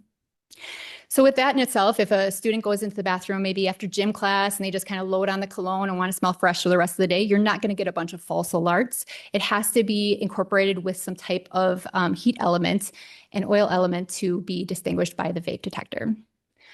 One of the other features that has is occupancy. What you'll see in the alerts that I had incorporated in the presentation is that you can customize it to whatever we want in the building. So if we want to have a count of no more than 3 people or 5 people in a bathroom, if there's anyone beyond that, it's going to send an alert to the administrative staff and let us know how many people it's over the limit. And it is able to detect that generally by thermal. One very unique feature that I was very attracted to was the aggression feature and the motion feature. So one thing that happens often is that if there's potentially a fight that's agreed upon, they're going to go into the bathroom. And it's usually not 2, just a 1v1. It's going to be a number of individuals that go in there to watch and potentially record. What Halo does is it learns the pattern within the building. It learns what the frequency is, what the sound is. So this is a camera-less camera in a sense. It doesn't even audio record, but what it does is it picks up frequencies. So we're going to have a detector in a bathroom, and there's going to be a number of people that go in there between first period and second period. Over a 3-week period, it's going to gauge like, okay, this is normal. This is a sound level that we recognize. But then if it goes on where it is an escalated piece, shouting, quick movements, it's going to send potentially an aggression alert to the administrative team, and they're going to respond to that bathroom area. So the emergency keywords. We have some preloaded key phrases that have been embedded into Halo. And if something is said, help emergency, it's going to pick up on it and send a help alert to the administrative team. I did have an opportunity to try this myself, not only on the virtual when I was sitting down with the representative from Halo, where he said, hey, go ahead and say the keyword. And it picked that up on his computer on his end, just by me saying that through the screen, but also in person when I went to one of the bathrooms and tried it at the distance that it was, and it certainly sent the alert. Now, one really unique piece about this too, I'd like to say, is that it's just not specific to that bathroom area. It can extend out about 20 feet out into the hallway. So it's something we would want to teach our staff about. One thing that I thought was pretty smart on their end, instead of just having help, that they tied it in with another word. So students don't walk into the bathroom and say, hey, can you help me with my homework? And then sends off a help alert. The tampering. So there is a couple ways to prevent vandalism and tampering with the device, because I would think that that's something that students may be wanting to do if it's something that they want to destroy, so that they don't have to, or they don't have to worry about vaping in that bathroom and be detected. You can have a loud audio sound that goes off. These are very sensitive devices, and any tapping of it with your hand, any type of movement trying to take it off the wall, it's either going to send an audio alert or it's going to send a silent alert to the administrative team. The air quality, another unique feature about it is that it detects a number of things, and you'll see it on the next page, page 2. If you looked over, it talks a little bit more about the air quality and the air index. Just a story to kind of give you in regards to what this may look like is there's a school building. A lot of schools are actually picking this up and having the detectors, not just in the bathrooms, but in the hallway and also in classrooms. And for these very reasons, this was a classroom that had the windows open. It's springtime. And what they noticed was that in the morning and in the afternoon, the air quality index had decreased significantly in that room. It actually became to dangerous levels. And they could not figure out why, if it was inside the building or what was happening. What they ended up finding was the bus that was parked right outside kept idling, and just that air had changed inside the building, and it had picked that up and then sent an alert that there's air quality is poor in that area. How did the alerts happen? So breaking this down, what we've chosen to do for our pilot program here is to have it either emailed or pushed. So it's very simple, very user-friendly, is that we log onto their system as administrators, and we can go in and we can actually see the breakdown of their data through their analytics, which gives us an idea of what's happening in our building, as well as getting an email and a push, like a text message pops up on your phone. It says in bathroom, whatever. There's vaping going on, aggression going on, help needed, things along those lines. You could also have a pre-recorded message that is through the audio built-in alarm system. So it could say, vaping detected, return to class, or you've been identified as loitering in the bathroom, return to class. There's also a very loud illuminated light that can go off, and then a combination of all. If you're looking at down and you see hotspot analyst, I don't want you to focus too much on the 42 and think that that is all vaping. That right there is the incorporated number of occupancy, people count, and then vaping. So that's what that number is. And then the new alert is what actually shows up on your email. This is just what shows up on the analytics is one can give you some idea. You'll see the difference between the occupancy, people count. Really that's set both to 3 right now, but we could change that for whatever we'd like. Halo is being utilized not just in schools, but in companies across the nation. And so maybe there's going to be an area of the building that they don't want people. And that's when you would probably set up your occupancy. You'll show you right away, you'll get a text to your phone saying, hey, there's somebody in this area that shouldn't be. The people count is what we probably want to focus on more so for our bathrooms and our locker rooms. But as you can see, there's the vape. I also included one with smoking, cigarette smoking, and aggression and occupancy. So you notice that it was all around the same time frame. Now, taking into account that this is a very new system, it's learning our building. So really in the initial phase here, it's not necessarily going to say that that is a fight or an escalated situation, but would our administrative team want to respond to the bathroom given those signals that had popped up? I mean, it's all of them included, correct? I included this because I really like to show you what the benefit of having Halo Cloud. So we can have the option of having Halo, but not sync to their cloud system. The benefit of it is that we'll be able to identify in our building what's working and what are our problem areas and where we need to go with it. So you can see what days are we having our highest count is Wednesday. So midweek, we can see that there's a lot of activity, and what is the time frame that we're actually seeing that most activity is between 9 and noon. So we probably want to figure out our bathrooms, which it does say off to the side. It's actually underneath the board run, but one bathroom is at 64, one bathroom is at 7.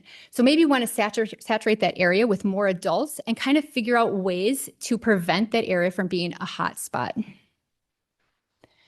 The cost per unit. So initially there is a cost absolutely to these units being implemented. These are wired units, approximately $1,000 per, and then installation approximately $600. And the subscription every year to Halo depends on the amount of years that you subscribe to them, but approximately $100 per unit. All right. Do you want, actually, I would start with questions for this first. Yeah. I have no question. No, so board, what questions do you have? Do you have a lot of them? Do you want to see if anyone scrapes them across first? Yeah, sure. Sure. Yeah. All right, Brian, go ahead.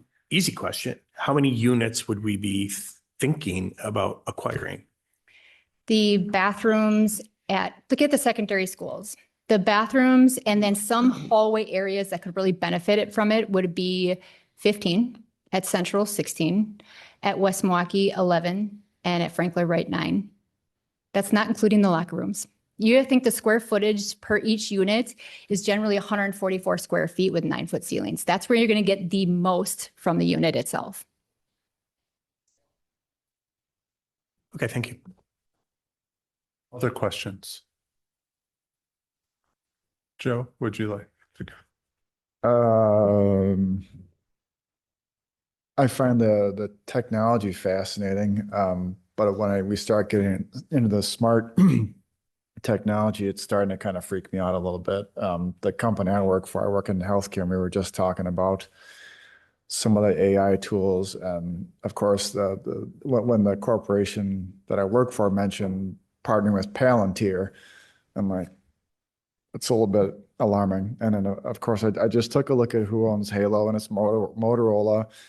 Looked at who owns Motorola, it's Lenovo.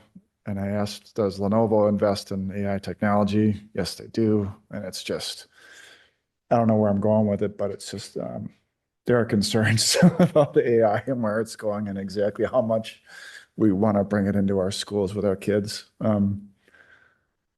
So just a red flag. I don't know if there's a specific question in there. That's fine. That's fine. Okay. Mr. Lee. All right, so how much is that? I didn't do the math on it. How many for each school? It would be 1,000 per unit, 600 per installation. No, how many? How many total? We're looking at cost wise, Okay. total cost of this. It was 51. 51 plus 600 per, because it's 1,600. Essentially, it's $600, doesn't matter how many we do. approximately per, yes. Well, it depends on, it could be a little bit less, could be a little bit more, depending on how much wiring is needed in a specific location and difficulty in applying the wiring. So it's got to go, I presume it's like Ethernet or so, it's got to go back to like a hub, a server of some kind? Correct. And that would be located in the server room at the school? Yes. So it depends on the run for that, for how long the cabling is. This is something that we can install ourselves? Or do we have to pay Halo to do it? I guess it would depend. And I say that because are we going to be looking at the bathrooms initially first and then maybe moving on to locker rooms down the line? That's something to consider. Is that just because we're looking at possibly redoing the locker rooms down the line and then we do that work at that time? Or why would we wait on the locker rooms, I guess is the Because question. the locker rooms are very well managed right now. Mhm. So yes, is there a chance for students to go in there and potentially vape? Yes, potentially. But like I said, the system that has been implemented, I guess, within the past year or two, I would say is pretty strong, and those locker rooms are locked up. Students are not necessarily escorted in, but they're opened up to change. Then they, gym teacher waits till they're completely finished and then they relock them. So that's not open throughout the day. It's monitored. So therefore it's a little bit more restricted. I should say a lot more restricted than maybe in past practices.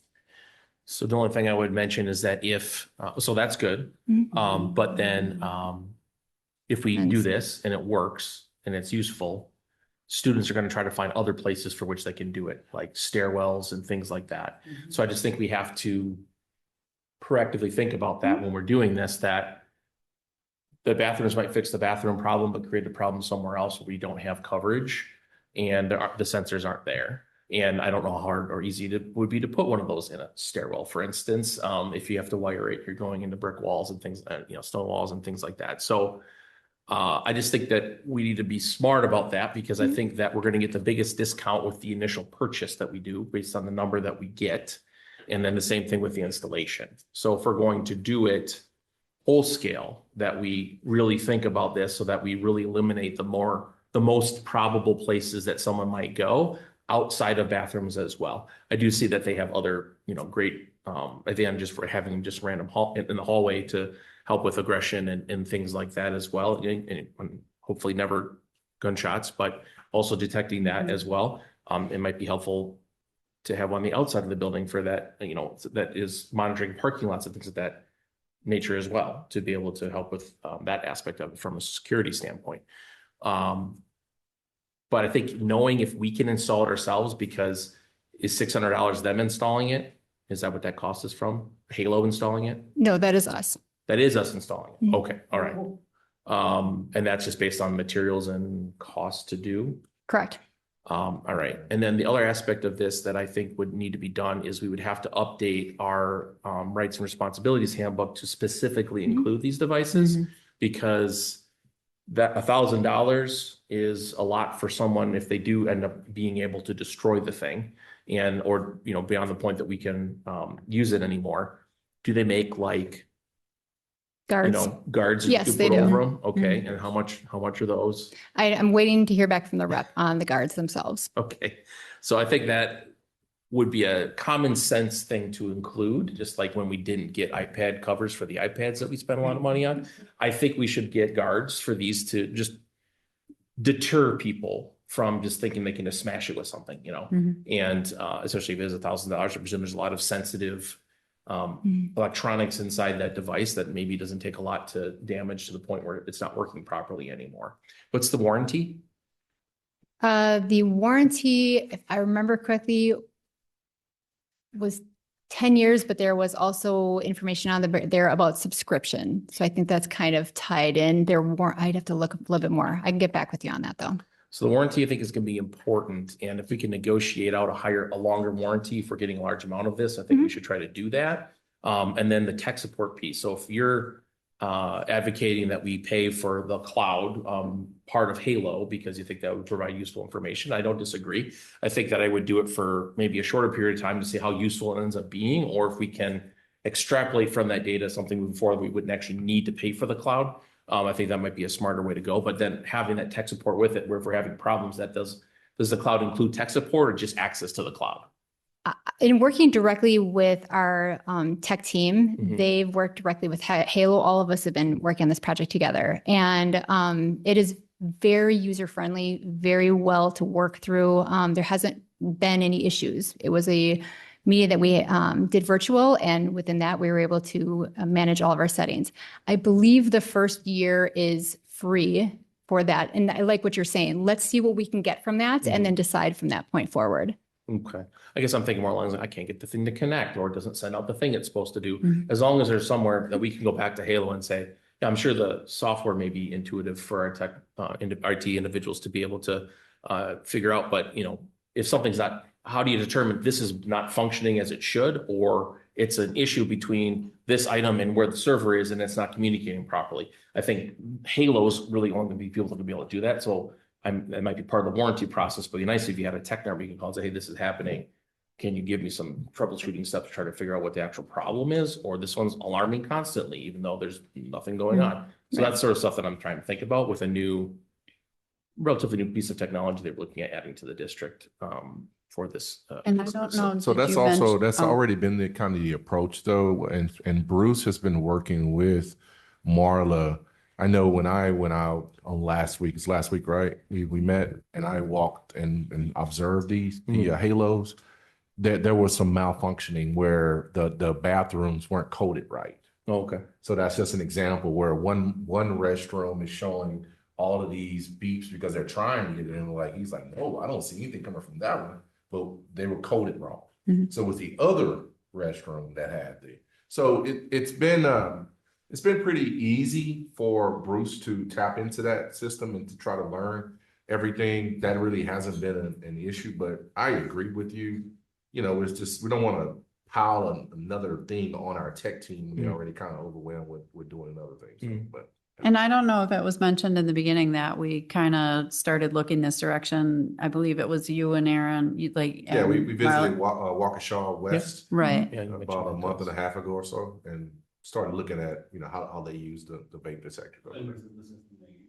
They use a different version. This is like the Cadillac. They probably have a Maserati. Just to be very honest with you, their system. I mean, when I say, I didn't want to say that's what we have now, John. Yeah. So the system in Waukesha actually ties into their camera system, so they can actually see the person walking out of the restroom, for example, and it can also track that kid at a lot of different locations and buildings. Like it was very, very AI generated. Sorry, Mr. Becker. But that's the way, that's the platform things are working on right now. So we gotta embrace it. But that's just an example of the Maserati versus the Cadillac. Yeah, and I want to just remind everybody, the Narcan, the wand, the vape detectors, everything that we're talking about this evening is about having this available so that the students are aware of what we're trying to do is not have these things in our schools. That's the first line of defense. The second line of defense isn't like to try to catch kids as we find out kids who are having difficulties and having issues and doing things that they shouldn't and maybe are having a hard time stopping, for example, with vape detectors. That's for us to have more of an awareness of how to help to bring them some help that they might need as well, as far as the preventive measures of it. So I want to make it clear, like all of these are not like that's what we're doing is we're just going to figure out who's doing what and boy, are they going to get it. It's very much about preventing it from being in our schools to create the safety environment that we want kids to be able to have there. And as we do find kids who are having issues with these, to be able to help support them. I was kind of starting to go down that same path when we were looking at the cost. I just ran out of, I went with 1,700 per unit just based on the 1,000 for the unit, 600 for the install, and then maybe just threw in 100 for a cover. I mean, that's $86,000. I just wonder if we can do stuff in the schools, just develop some kind of a preventive program, just work a little bit harder on the front end at educating them on what it does, how it impacts their brain, all those things. I don't know. Again, I not think it's necessarily. a Right. both. Absolutely. Yeah. Yeah.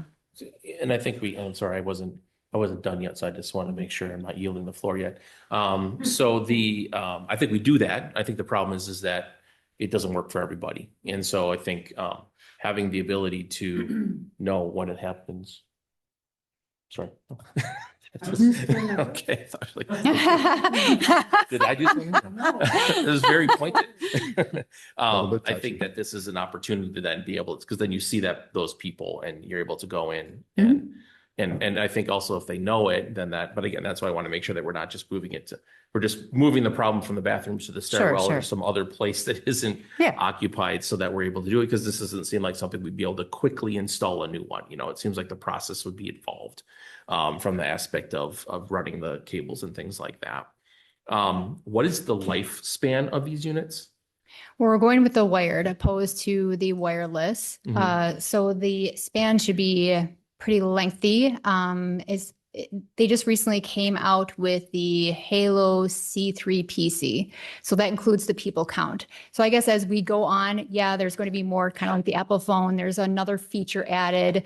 But as far as the use of it, these should go on for a period of time, a lengthy period of time. These are the lead as far as I can tell. Most schools seem to be adopting Halo because of all of the features that they have that other ones just can't offer. And I don't want to just kind of hone in on just it being a vape piece. When you're talking about the aggression piece and looking at what's going to work best for our district, do we have fights that occur in our district and in our bathrooms and we're not being notified? Is there people that need help in our building to go to medical conditions? We have a large population of students. And so what are other safety measures that we could incorporate? And I think this covers a large base of it. The occupancy piece too. Do we have students that are loitering in our bathrooms for hours on ends and just not achieving the academics that they need to because they have a spot that they can go to? Different than the stairwell because that's high traffic area. And just being in the school for the number of years that I was, I can pick a back hallway area that was a smoking spot per se, but not a stairwell, just because of the traffic piece involved. Not saying that it couldn't happen, absolutely. And you're right, when you're adding things as a deterrent, maybe they would move away from it. The biggest piece is to deter all of it. You know what I mean? That's what we're thriving for. I can tell you that administrators and the counseling staff have put a lot of effort into the deterrent piece. They just need a little bit more help. And I think this arrives at what we could potentially do. But also keeping in mind, I think the scary part about the environment that we're in right now is things are just so sophisticated versus when I was in school. Things that these kids are smoking now look like other things, like it's just disguised. And I would also say this: drugs and these vapes, whether THC or nicotine, they're more accessible than they were back when I was in school. It's just a fact. They are more accessible. So we're fighting that battle where things are not as what they seem, and kids can walk and just keep going, and nobody will even know. Like it's You don't know who it's from, right? These kids are they've got it down packed. So we have to do something to combat that. And this is just one of the efforts, and also the safety issue as well. So I just want to be clear, I'm not No. I'm not trying to poo-poo these in any way, shape, or form. But as someone who adopts technology, you know that there's lifespan, your smoke detector is good for 10 years, right? The sensor is no good. You have to get rid of it. So that's what I'm trying. These have a lot of different sensors in them. How long are those sensors actually good for? Not like, oh, now there's a better one. That's not iPhone 6, iPhone 7, iPhone 8. It's just that, we pay $1,000. We're putting, putting money into this. How long, not someone doesn't smash with a hammer, just sitting on the wall. How long will it do the things it's supposed to do for before those sensors start to wear out? Because there has to be some sort of shelf life on those as far as functionality. A smoke detector is 10 years, right? So I would presume that the high end is probably 10 years. That's probably why their warranty is 10 years. That's right. Probably. That's And then right. we'd have to look at replacing or updating them. So that's something to keep in mind. And then where are we expecting they be mounted, wall or ceiling? Or is that going to be? Ceiling's preferred just because of the smoke rising, Mhm. because of how the air quality is in the bathrooms. That's what they advise first, is that it be on the ceiling. So are the ceilings in the bathrooms the type of tiles that are movable, or are they fixed? Fixed so far. They're going to be redone, aren't they? Right, but I don't know if the ceilings are going to be redone. Yeah. So that's the other piece that someone might be able to get access to the wiring through a different ceiling panel, and then cut the wires, which is a lot easier to do than smashing a thing. When we went to Central, they were in a hard ceiling. It wasn't a tile. It wasn't a. So it varies building to building, maybe. Like this, where you can push the tile up? No. Okay. No, it was a hard ceiling. Okay. It had the cap over the wire. Okay. Sorry. So I guess all I'm just saying is let's think about that. No, I mean, Don't put it in the ceiling like this, Right. because that makes it a lot easier. The cage does nothing if you can just go around it. So I think that's the other thing that we just want to keep in mind when we're doing the installations. Okay, that's all the things I that did have a question. Does the technology upgrade or update? A software The update. software update? Yeah. Thank you, I'm sorry. I believe it does with the cloud subscription. Okay. So free updates I'll- with the cloud subscription. Right. Okay. Yeah. Okay. The handheld metal. Unfortunately. Well, hold on. I had one Oh. more We question. still have questions. I just had, so I know that you mentioned, Dr. Robinson, you talked about Waukesha West and how they had a different system that integrated cameras. Is there any way to have this connected to a camera system in some way as well?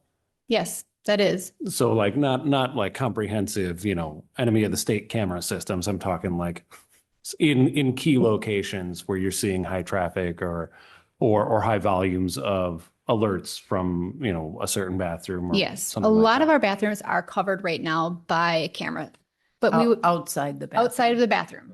Yeah. But it Correct. does it But communicate? it doesn't, correct. Does it communicate with the camera then? So you we could would be have getting to time purchase signatures that. and stuff? Yep, we would have to purchase that through our camera system to adapt it. Okay. The system that is in Waukesha was all encompassing and all AI. So So that's a no for Joe. That's all right. No, thank you. oh, I guess if I could add. So we go back here. Okay. So right now it is not connected to our camera system, right? Yeah. But going back and looking on the cameras at 10:01 because it's time stamped and seeing who exited that bathroom and who was in there, and me then going and making follow up with I that. mean, in a passing period, you're going to see 100 kids kind of floating through. So that's if it's a passing period. I mean, Passing yeah. period, yeah. Depending, and you're right. Depending where cameras are, if it's a camera that's further away, it might be difficult to determine who's coming out of that bathroom. But I can tell you, just being in the schools for a period of time, you are able to follow people, know their walk, know their gait, even with a hoodie up, and you just learn that type of piece. So identifying who comes out of the bathroom, and when we have the people count or have the occupancy count, there's more than 5 in there, and then we're doing a rollback on who was in there during that time. That's another piece that we can go, opposed to necessarily having additional costs and syncing it to our cameras. Okay. Good. Okay. Did you have another one, Mr. Lee? How much is the camera thing? I mean, that's why I just want to is it a hardware thing, or is literally just paying for software? No, it's software. Software. Yep. Okay. So do you know how much that No, is it per unit? Is it for the whole system? I don't know. It would just be interesting to know if we wanted to go that route, what sort of investment that would be additionally. So the other thing with that though is keeping in mind that some of our high schools with the referendum, there's going to be some upgrades with the technology. So that was one of the things where we said, let's just kind of hold off that part until we start that particular work. Okay. Other questions about this? Because I have a couple. First, I know lots of them, sorry. Nope. The $100 for a subscription is because I know subscriptions as monthly. Is that $100 a month or is that $100 a year? No, $100 per unit per month. And that is also dependent on, I don't want to just say that's going to be $100. It's depending on the years. The cost goes down the number of years you subscribe into. So it's going, I can't say for sure, depending on what we all subscribe to is going to depend on the cost per unit. So it could be per unit more, for could the be, first year though, then it would be the first year is 1,000. free. All right, second year is going to be the $1,000 that you spent, the $600 for installation, and then $1,200 for your subscription per unit for each second year. Yes, but there will be a subscription cost for the years after year one. What exactly that cost is depending on how many years we're going to apply for a subscription for. So the subscription will be less. It may be less than 100, maybe more than 100, depending on the year. So, okay. So if we subscribe in for 10 years, it's going to be a lesser amount. Right, but I guess I would really like to know what that lesser amount is, because if it's $1,200 a year per unit, that's another $61,000 on top of the $86,000. And so then with this influx of money and us spending those funds, is it giving us a benefit of $140,000 in return? Like, is that, are we saving that money? I guess. Would it be something where we look at adding different positions where people are going around and doing this on foot? And could we do that cheaper? Like, is this the best use of our money? Sure. So what we'll do, to your question, is try to get some sound numbers and bring a couple of different options to the board to consider, versus saying, hypotheticals where it could be this, could be this. We'll get that down. Okay. And before we proceed and make sure everybody's comfortable with whatever those numbers are, and we can decide from there. We can go, I'll show my age, the Ford Pinto route. Wow. We'll go, the classic Mustang. So we'll have a couple of options. Well, so that brings up another point though, as we've talked all about this halo, but we haven't talked about any other options. And so my question on this is this, are we talking about the halo because it is the Apple of these systems and it's cool to have it? And there's an Android system that works just as well, but is cheaper? Or like, are there other things that work out there that would be viable options to accomplish what we're looking to do? No, I'm glad you brought that up. When I reached out to a number of different companies to review what that would potentially look like cost-wise, right? It's pretty consistent across the board. Halo just happens to have the most to offer for our district to benefit. So when I say that, when I'm looking at these features right here, do a lot of the other detectors include some of these? Sure. Are there things that other detectors don't have that Halo does? Absolutely, for similarly the same cost. Okay. When we bring this back, can we see that so that we know that that's what we're doing? Some comparisons. Right. Sure. Because otherwise it's, and I'd love to take your word for it, but like the public may not.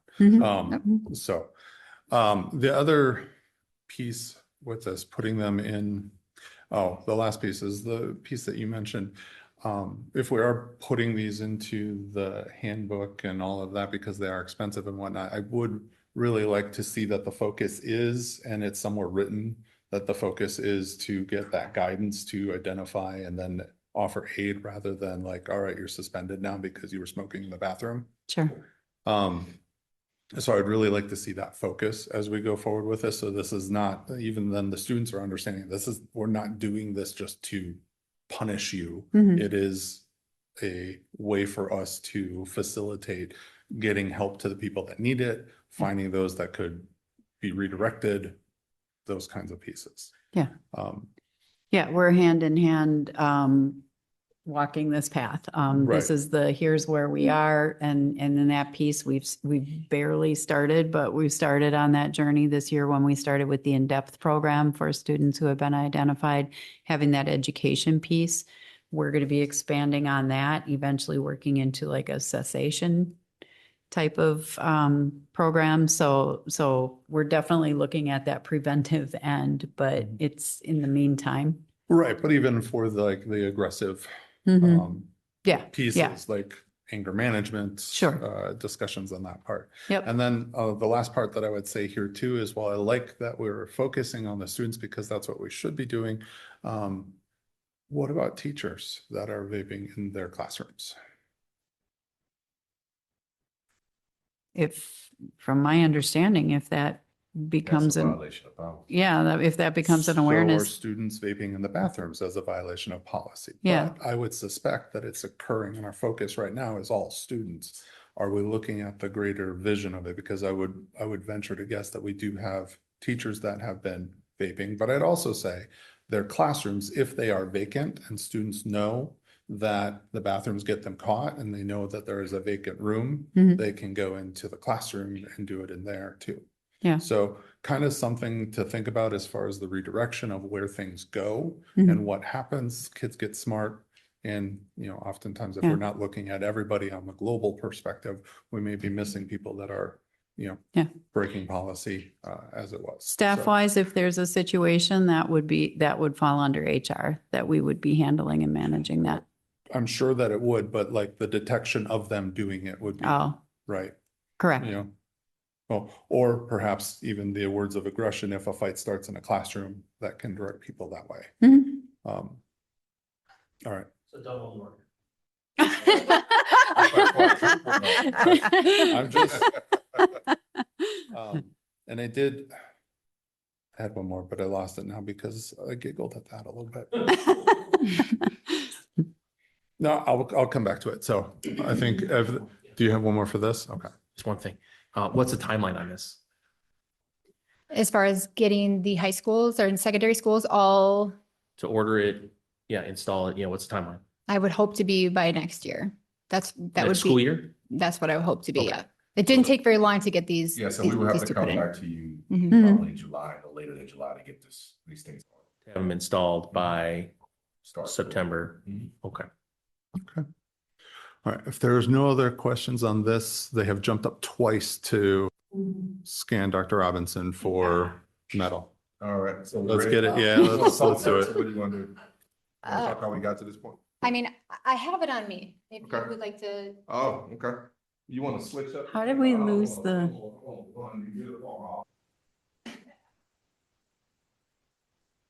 A minute, we lost her. There you go, sir. All right. You'll close your eyes. So I don't want you to know where I'm putting it. I think we need HR here. This is a demonstration. Let's talk about how do we get? Okay. When Dr. Robinson and Mr. Morris ended up going. There we go. And Gary with me. Mhm. We ended up going to Waukesha West. We were talking to the school resource officer there, and they had utilized the Garrett wand to detect vapes. It was something that we really were curious about. What did that look like? So he had held a vape out and it detected the metallic pieces within it. So is this something that we could bring back to our district to assist our administrators? Because I know that going into a bathroom, you see smoke everywhere. There's several people in there and pockets are empty and they've ducked it off someplace else. What is a less intrusive way to conduct a scan or a search of a person would be with a wand instead of going hands-on. So this is a one that we had ended up purchasing for our secondary schools as a way to potentially detect these. We've got several different pieces on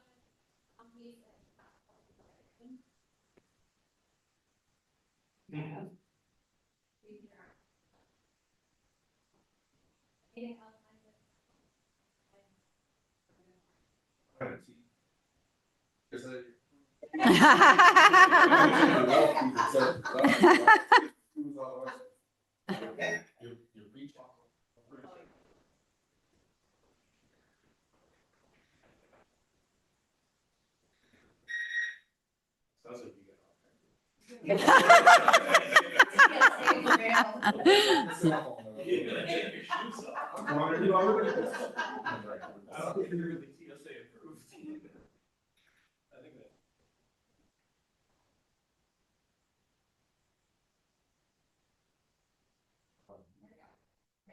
Nicotine vape.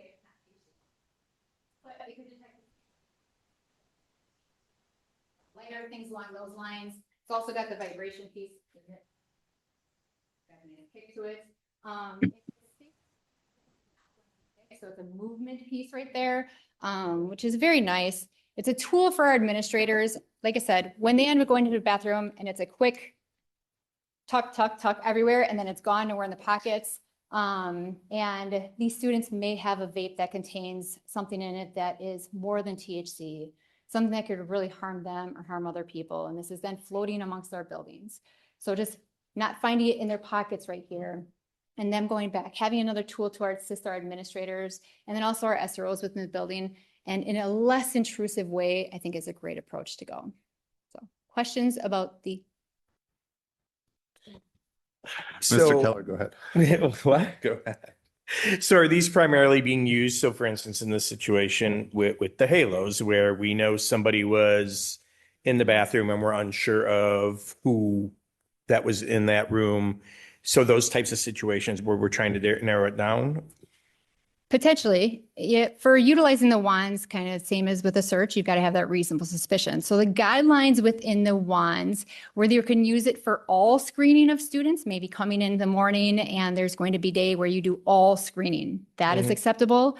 There could be random selection where it would be maybe a game or two rival teams, or there's some type of concern, and we're going to do a random selection. That is another opening to a search and utilizing the wands, no different than the Pfizer forum. I guess you would kind of consider that. But you would say every third person, or it could be a card system. Otherwise, it relies on the reasonable suspicion aspect of it. How many do we currently have, and how many would we be looking to obtain? We have enough to cover the secondary schools at this time. Okay. Thanks. All right. Mr. Lee, go ahead. Are these already in use? No. So can this discern between the underwire of a bra and a vape? Yes. Bit of a difference. You're going to have the underwire of a bra, you're going to have the zipper of a jeans, you're going to have the belt buckle, you're going to have the two metal clasps on the bra area. But when you're wanding over those areas or around those areas, the vape has kicked off differently than the underwire of the bra. Is it a different tone? It's not a different tone. You can tell the difference based on when you're moving it across. Okay. The So it's a underwire versus- higher, like it's a larger object, and so it's going to respond more than that. Okay. I just know that kids get creative sometimes when they're stashing things, and so waistbands and underwear and stuff like that is where it goes, because generally adults are going to be less likely to try to search those areas, and so I think that's important to know, just because they'll try to put them places that it won't get picked up, or there'll be some sort of, well, that's my this, that's my that, and then you have a harder time trying to prove that they had the vape on them, to hopefully be able to, because that's, I think, the biggest thing oftentimes is trying to actually prove that they had it on them, so then you can go through the process of trying to help them, right? Because they don't, that wasn't me, I didn't do it, and then there's no evidence of it. Well, then you can't, how do you say, well, I think you need to do this, I think you do that. So that's good. I think it's important to know. And then would be utilized in conjunction with either that or reasonable suspicion that someone has something on them. I'm not going to say that it's 100%. If you're Sure. looking up top and you're seeing what a cart is, I mean, Yeah. okay, so this would just be the cart piece itself without the tool to smoke from it, right? So this is what would be just the one purchasing piece. That going in the underlining of the bra area may kick the same as the opposite side of the bra. Sure. But it is another tool to assist our administrative team that is less invasive. Has there been any discussion with staff about this? Would they be comfortable using this discussion with it? I presume administrators would be doing this. Administrators would be using it female with female, male with male. Sure. very excited at the thought of having a tool like this. As opposed to the pockets, Mhm. you know, the way that we've had to do it, Mm. they're very appreciative of having a better way to do it. Okay. And then I presume there's some sort of training that would be involved. I mean, I know it's not a crazy complicated thing, but there's like a distance. There's, like you said, you can't just hold it there. You have to move it. Not having So- contact with the body or trying Yeah. to avoid that. Yep, absolutely. The guidelines have been submitted and the training will be then implemented before next year. If this is something we're going to move forward with. So again, added to the code of conduct as a possibility because it's not in there right now. Yep. Okay. And we're also going to communicate this out front. Sure. To our parents and let them know what's going on. Yep. We did talk to Sabian about a month ago about it. Mm. Just to make sure everything. And he said everybody who comes in the building is still to serve. That's what we got. And we'll also put up more signs as well around. Mhm. This is a dessert when you come in the building. Okay. That's just a heads up, but. Similar to the dog sniffs that we did last year where it was put out to everybody, make you aware. And the point again is, so don't have it here. Right. Yeah. Okay. Okay. All right. Any other questions before we move on to the canines? No? All right. Okay, the canine sniffs. So last year, what did this look like? Just give you some data on what was removed from the schools, what they had located, and then kind of some insight on how the dogs are working through the building. In the spring, the lockers, backpacks, and vehicles were done. So we had a number of dogs and handlers brought in and usually paired up with 2 administrators to either do the vehicles. And then when you do a locker and backpacks, that's a combination. So they're randomly selecting classrooms inside the building, and you would have an administrator 1 and a canine, and then administrator 2 would go, these 2 would be down the hallway, and administrator 2 would go into the classroom, ask the students to step out and go down the hall a bit ways, and then canine and administrator 1 would go in and check that entire area in the classroom, whatever was left behind, bags or whatnot. At that first round, there were 4 items located or detected by the dog. 2 were in a vehicle and 2 were inside backpack or bags. At Central, 2 THC-related items were detected, and they were in 2 lockers. That was actually the leafy substance opposed to the vape. Nothing at Docky, nothing at Frank Lloyd Wright, nothing at West Milwaukee. In November 2024, lockers and backpacks were done, not the parking lots. And going back, I should have just said, taking a dog around a vehicle outside in the parking lot, just randomly walking in and out, and that dog alerted on that vehicle. We identified who that vehicle belonged to and then made contact with that student. So November 2024, the lockers and backpacks were done. Nothing was located at Hale. 1 THC-related item, what is actually drug paraphernalia, was located in a locker. And then December 2024, Docky was done. It was a THC vape that was identified in a backpack. January, Frank Lloyd Wright, nothing was located in 2025 in there. And then backpacks were done, random selection of classrooms at Hale and Central. Interesting enough, the dog had alerted on prescription medication inside one of the backpacks. So it was not medication that was being utilized in any inappropriate manner. It's that that student had just placed it in their backpack. It's their own prescribed medication. So questions, thoughts? Yes, sir. Mr. Lee. When you say randomly, how is it how are classrooms randomly selected? What's the process for that? It could be the canine handler, depending. So the last time around, we had one dog and 1 handler. And so he's like, this dog shouldn't go beyond this number of classrooms. Okay. So when you're picking it, it's just saying this classroom, this classroom, this classroom, not looking at any student population piece, just the rooms itself that would be safe for the canine and the handler as well as the students. Okay, so it's based on the number of classrooms the canine can handle and presumably number of dogs that you then have there.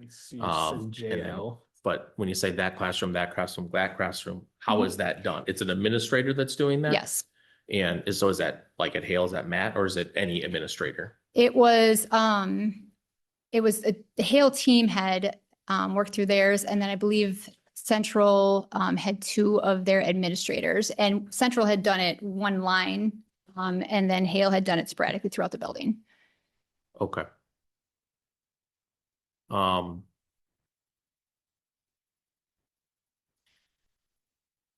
It's not truly random then. I mean, it's to be truly random, and that's why I'd like to get some sort of, I know we have no policy about it, but when it comes to these searches, I never want someone to feel like they're being targeted. Sure. And the administrators probably know where certain students are at a certain time.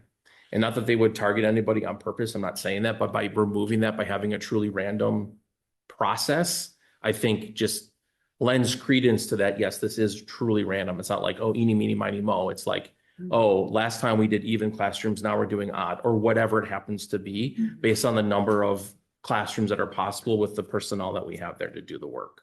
I hear what you're So saying. I don't know, what would be necessary to implement something like that. But when we're talking about this, there are certain stigmas involved. And I think that it's important that the process that we use for our searches, if we're saying it's random, it truly is random. And there is a definition for that about how that process is being undertaken. It'd be better if it wasn't involved for humans. Like it's just something like a human isn't determining what the random is. It's something that was determined by, again, even odd this time, and we can do 5. Okay, then it's 1, 3, 5. That's how we're going to do it. Or we did 3rd floor. We did 2nd floor this time. Now we're doing 1st, and that's going to be 1, 3, 5, or it's odd. So like something written down, because these are done a certain number of time each year, so we should be able to know that. So then when someone asks, well, how did you determine that my classroom was the one that's going to be done? You can say, well, it was random, and here's the process we used to do it. That's just my suggestion, I guess. That's my biggest concern with this. Okay. All right. Other questions? Okay. I'd like to echo the randomness. If we can make that actually random, I think that would be good, even if it's assigning each room a number and then using a random number generator to pick it. I think that would be great. I did think of my other question back for the vapes, and I know I'm sorry, but one of the things with all those alerts that come to the office or the administrative space, wherever those alerts are triggering, right? Is it going to be relying on people to go and do that, or are we, going to rely on like the AI or the cameras and all of that? Like what combination of things? Because if we're getting like 4 triggers at once, where do they go? Who goes where? The response piece. Sure. Okay.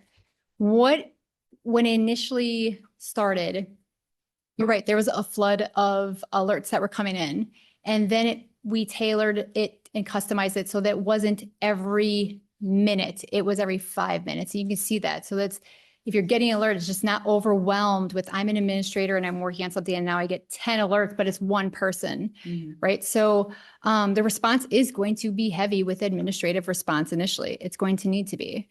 This is a system that needs that type of intervention. We're not relying on AI and cameras because you have to have that contact with our students. This is a deterrent piece. This is an educational piece as well. And we want our students to be aware that there's going to be a response to that bathroom if that vape is triggered.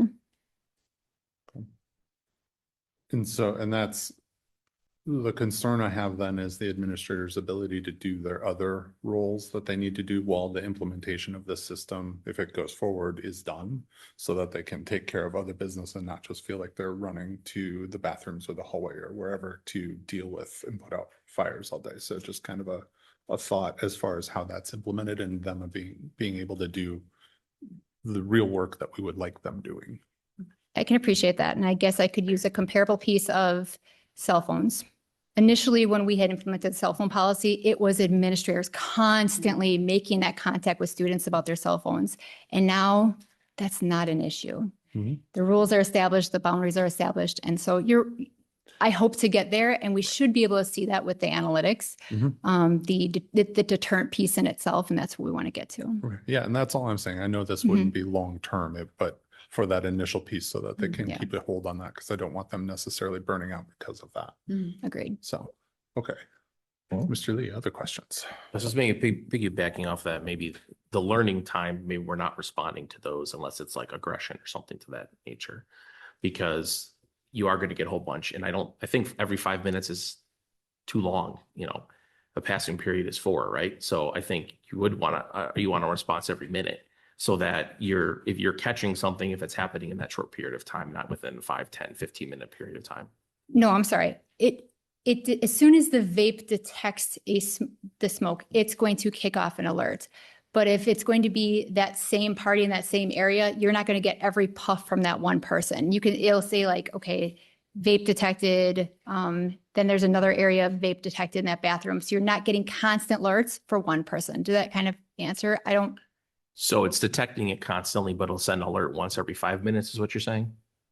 If it is the same person. So also it's also a heat sensor and where this is coming from. So a number of sensors in this identifies the frequency, the pattern, the volume of smoke. I mean, all those incorporated is going to set off that sensor. Okay. And so what I was saying is, especially during the learning period, since there's going to be a lot of false positives that are coming off of that maybe as part of the implementation is we're not responding to every single one of those. We're only responding to maybe the ones that are most concerning at that time while we're learning it. So we're not wasting staff time going someplace where there isn't really a problem because the system's still learning that space. Sure. And then once we're like, yes, we're confident this is adequately and appropriately evaluating the space and alerting when appropriate, then we say, okay, now any alert, whoever the process is goes and checks it out. I think that might be the better way to try and reduce the amount of staff time that we're utilizing, especially in that learning space. And then who is doing the adjustments? Because I know you mentioned we can adjust the frequencies or the amount of thermal, so we're getting 3 people or 5 people, whatever that, that building has decided. And I presume those will be building decisions about how many people we want to allow in each bathroom. Who is going to be doing that change? Is that IT? That was our IT department. Okay. Once we learned how to do it, and Dr. Robinson and I, when we were out looking at those devices last week, identifying that, he just logged right in live with us. So he's on speakerphone with me and we're working through that system hand in hand and corrected. Okay. So I mean, that sounds like it would be a lot of work for each building initially to get that set, get that level set. And I definitely think we should do that work, but as long as we're front loading people with that information. So, the first 2 weeks are going to be hell, but then after that, it should be settled down once we kind of dial it in. Yeah. Okay. And it's going to learn the pattern of the school. You got to give it that time frame to do that Precisely. for sure. Is it a week, 2 weeks? How 3 long? weeks, generally approximately 3 weeks until it weeks. learns that pattern. So like I said, it picks up it's going to get higher volume wise and motion wise during the first and second period. And once it learns that, then yes, it will be able to detect, we'll be able to know a little bit more when we get those alerts. Okay. Thank you. All right. Any other questions? I'm just checking. No, I think too, just seeing the amount of questions for this, I think that this is reflective of what our community may look to asking. And so I appreciate your time dealing with this and presenting this to us. So if there's nothing. If I could, I would just also encourage every one of you guys, if you would like to see it, to reach out to myself or Marla. And we'll take you on a sort of a tour. So you need to really see the technology and how it works, because I was kind of blown away by it. Mr. Becker, and you're gonna be my first guest. No way. To come over and see this thing. We've all seen Terminator, right? I was going to say Terminator too. It reminds me of, it's like a Predator, the movie Predator, with the thermal technology. I'm really into everything that's going on right now. No, because when they were trying to explain to me and said, hold on, does it have a camera in it? They're like, no camera. I said, oh, it's like Predator. And they were like, yes, they can detect. So Gonna have me some fun Predator tonight. came out in the 90s. So the kids are going to So cover this in is mud. old, Yeah. Mr. Becker. This is not the new Cover in stuff, mud. all right? I just want to make sure. All right. Yeah. Bad lens coming out. Anyways. All right. So thank you so much for your time. I appreciate it and all your work with this. Thank you. Cool. What? You a quick break? You need a quick one? Aaron comes up. Yeah, he's got a lot. I thought no, he said he only had 20 slides. No way. We can. All right. I checked it. 5 minutes. 5 minutes. We'll take a 5-minute break. We'll let Aaron get set up. Everybody take a run. So we'll adjourn for 5 minutes. Recess for 5 minutes. Sorry, recess.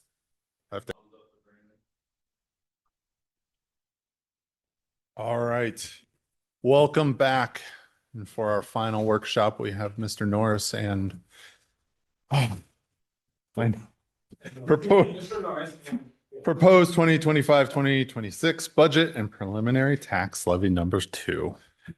Good evening. I'm long night here, so I appreciate you guys sticking with me for this one. It's a long but hopefully quick. I have a lot of things I'll go through at length, but other things are going to be just quick updates for you guys, kind of back of mind, top of mind for you as you hear about the state budgets, obviously a top of conversation in schools across the state. So we'll just jump in. This is the prelim budget. In about 2 weeks, we'll look to approve the 25-26 budget because school district finance, we start spending July 1, even though we actually don't approve a final budget till October. So we're a quarter of the year way through before we actually approve a final certified budget. So that's not new to many of you, but just wanted to say that for the record. So tonight I'm going to talk a little bit about federal funding. My committee asked me to prepare a few slides to brief the full board as like, what does it look like in our district? I think that's obviously been a conversation federally. We'll talk through state budget updates. Unfortunately, don't have a ton of new information, but a lot going on, as you guys know. We want to talk a little bit about transfer of service, and I'll get into the weeds a little what that is, because that's been a significant thing we've been dealing with the last couple of years, but for certainly this school year with students with special needs. We'll talk about mill rate projections, and then we'll talk kind of a discussion for the prelim budget for 2 weeks from now. So first things first, federal funding. I want to just go through kind of the revenues, talk about which funds and which buckets we get revenues for federal funds. And then actually there's the interactive map you guys can, if you're interested or anyone watching can click on to go like, I wonder how much this county gets. Like you can get into the weeds a little bit if you're interested. But the 3 main buckets obviously are Fund 10. That's our general fund. That's more grants supporting instructional program and administrative services. There's Fund 27. We get dollars for flow through, and I'll get into more specifics on how much. And then Fund 50, there's also ESSER in here. This is fiscal year 24, so that doesn't exist this year. So what you'll see on the map is different than what I'll show you tonight, but that's the reason why. So this is a nice pie. It shows fiscal year 24, about $15 million in federal funds. Again, that's encompassing 3 different main funds. Of this picture, the 15 million, about 8.4 is Fund 10. I'll talk specifically what that is for in a minute. 2.9 is really Fund 27. That's preschool and flow through. And then about $4 million is our food service. So that's going to be students who qualify for CAP, which is all students, but certain students we receive federal dollars for. This is a breakdown of all the grants that break up into the 3 different funds, 10, 27, and 50. And you can see, hard to read, bottom right corner, there's ESSER 3 and 2. That is about $5 million of that 15 I showed. So our actual total into this year is around 10 million. And that's pretty consistent with previous years prior to ESSER, COVID relief funds. But there's things in here. There's Carl Perkins that's aimed at career and technical education. We have a DLVA charter school grant that's implementation. That's in here. That's federal dollars. There's Medicaid dollars for students and families who qualify. There's school-based mental health. So this is a really wide brush. But as you can see, it hits a lot of different areas. We have the titles. ARPA funds support students who are experiencing homelessness. And then we have flow-through dollars. And then again, special education preschool. So just to kind of give you a picture of what that looks like, Fund 50, the National School Lunch Program is about $3 million.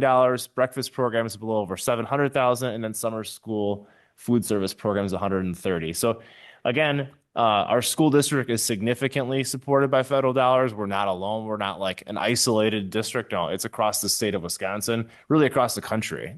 Federal dollars are really required to run public schools. So if conversations come up in your circles or you hear things like what would happen if federal dollars didn't exist for schools, significant changes. That would be the answer. Significant changes would happen.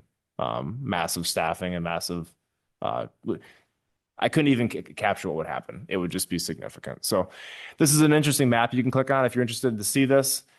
Shows kind of which districts get the least. Essentially the darker the color, the more they get. So it's kind of a nice map that's produced by the state. So shifting from federal revenues that we get, we'll shift to state budget updates. So again, the 25-26 years, the first year in the state biennial budget. Currently, the governor and the state legislature are at an impasse. So if you guys have read recently, I think it was 2 days ago, the budget talks ceased to, they've kind of stopped discussing. They took a break. There seems to be an impasse around tax cuts, which it sounds like Governor Evers has agreed to in partial of certain income levels for state residents. But obviously they're having issues agreeing on K-12 funding, higher ed funding, and childcare. Those seem to be the three things that Governor Evers is saying these are non-negotiables for him to some degree. So he's willing to move on tax cuts. That's what that has been produced by different outlets, across the aisle either way. But sounds like they're meeting again tomorrow, the Joint Finance Committee, to start deliberations. The concern we have at this point is that they're trying to capture special ed funding and revenues into high cost special ed dollars, which is not the same as spendable reimbursable dollars in subsufficient percentages. So significant differences. But again, this is really early in the process typically, but the last two cycles we knew at this meeting. So it wouldn't be abnormal for us to have information by now because June 30th is when that's required. Otherwise, the current state budget rolls over in the following year. So I won't spend some time on this. You guys are briefed on kind of the difference in revenues that we've received or haven't received from inflation previous to Act 10 up until now. That's when schools were receiving inflation-based revenue. So it's about $3,380 per student. So a difference of almost $21 million. We're behind per year given the previous school funding model. Jumping ahead, so this is kind of the budget, the governor's proposal. I won't spend too much time, but this would be obviously a significant win for K-12 public schools. At this point, I don't see a lot of this being practical. He's asking for really no real change in the per pupil dollar amount, $334 and $345 in subsequent years. Currently, state law is $325. So, obviously it'd be ideal, but not significant. And then other initiatives, there's mental health dollars, literacy and reading outcomes for Act 20, because those dollars were frozen in the state legislature the last biennial. If you can recall that, the big one here is the 60% special education reimbursement. Just that alone would give our district, about a $5 million bump in revenue. So when you compare that conversation to what is currently being discussed at the Joint Finance Committee, they want to increase the high cost claims for special education from 30% to 80%. That would give us about $400,000. So a significant difference in the conversation. You can see why, right? Oh, go, Mr. Lee. Is that some sufficient funding or some certain? The 60% is some sufficient. Yeah. But what about what they're proposing? They're proposing some sufficient at 80% for high cost claims special education. So it is some sufficient. Yes. Though. Yes. That's what I read. Yeah. The governor also is proposing increasing low revenue ceiling. That would be a big win for us, just having those dollars pushed up because we're currently a low revenue district. This was the final year that we will be considered that, given the successful passage of our referendum. So this would be the year to get that win for us. And then also the governor is asking for freezing the number of students that are able to increase into the voucher program. As you guys may or may not know, this is the last year of the 10% cap. Next year, it's currently unlimited. So that's a question we have that it's really difficult to know. We've asked for guidance on that, and we're essentially been told we have no clue what that looks like in different districts. So districts like Racine, Madison, Green Bay, us, we're all kind of interested to see how that plays out. So kind of what are we building the budget off of, I guess? So you saw the governor's budget. We are certainly not building our budget off of that. I don't know if that'd be a really good decision on our part. So we're currently operating like the budget rolls over. So $325, it's currently state law. We're operating off an $11,000 revenue, low revenue ceiling, and the special ed reimbursement rate is around 30%, which has been about what it's been the last 2 years. Even though it's currently at 33.3, that's the difference between some certain and some sufficient. It's off of prior year expenses. So that's kind of the reason that it comes in lower. Other assumptions, the 9% board approved compensation increase for employee groups, our current compensation model, which is a $200 annual increase for all employees for returning. That is it's base building. So if you're in your third year, it's 600, or your fourth year, it's 800, et cetera. Then there's a micro-credential payout, which is also base building, depending on previous years. We always look at staffing, so there's some reductions in staff at the schools to align with enrollment at different buildings. 15% increase in health insurance. We're currently receiving initial reports on loss ratio. We'll have an update on that in subsequent months here. Transportation increase, this is the last big increase we'll see, and then we have about 6 years of what I would say is a really good rate. So this is the last increase for that. And then just minor increases in costs for utilities, departments, and then school budgets. Currently in our budget, 100%. So that's good to know. That's a big win for our schools and the principals. Lastly, we'll get into is our transfer of service, and that currently that's estimated at $2.4 million. It's a large number, but I want to talk a little bit why that is in a minute. So we'll shift right from there to transfer of service. So I'll do a little bit of an education on kind of what that is and kind of how that impacts us. So transfer of service is a mechanism that allows school districts to increase their revenue limit when taking over services previously provided by another government entity. So that can be, for example, previously we had crossing guards that used to be managed by the police department that was transferred to us and made our responsibility. Essentially, whatever the cost is for us to do that can be, we can increase our revenue limit for the correlating expense, okay? Similar uses can be done for required services such as special education, transportation, and safety. So how it works, districts can submit a TOS request to DPI with documentation for new services and costs. DPI reviews and verifies the claims, approves the amounts that are added to the district's revenue limit exemption, and then that is a correlating increase to the tax levy for the community, okay? So this protects the district's budget. So let me give you an example. The one we're talking about tonight is solely special education. So our district, like every school district in Wisconsin, we roll enrollment over every year. Fifth graders go to sixth, sixth to seventh, et cetera, et cetera. You start to plan expenses with revenues. You go, how many students are we going to have? How much do we get per kid? You can start to map out your revenue. Then you can start to map out your expenses. But what happens if you roll your budget over, you approve it in October, and you plan for your enrollment, and all of a sudden you got 150 kids that have IEPs that transfer in January? You're required by federal law to provide services for dollars you don't get revenue for because your membership's based on September, third Friday. So what happens is the districts are allowed, because it's a transfer of service from a government entity that you're required by federal law to provide, to increase your costs if they actually increase your costs. Not every kid's going to increase your costs. If we have I'll get into an example in a minute, but there comes a time where when the 15th student at the school goes, we have to add a teacher. That expense for that teacher is a transfer of service claim. So we'll get into the weeds a little bit how that works. So what's the process? The process, we have written guidelines. They're actually linked in the presentation. They're based on DPI and Wisconsin School District standards for caseloads ratios. They're broken down by different grade level bands, disability bands, number of EAs you need, et cetera, to determine if we'd require additional staffing. As you can see, we evaluate across these different bands. Early childhood has different ratios. Cross-categorical services, intensive service, speech and language SLPs, OTs, PTs, our VI services and hearing impairment. So what happens is caseloads are set at the beginning of the school year based upon these guidelines.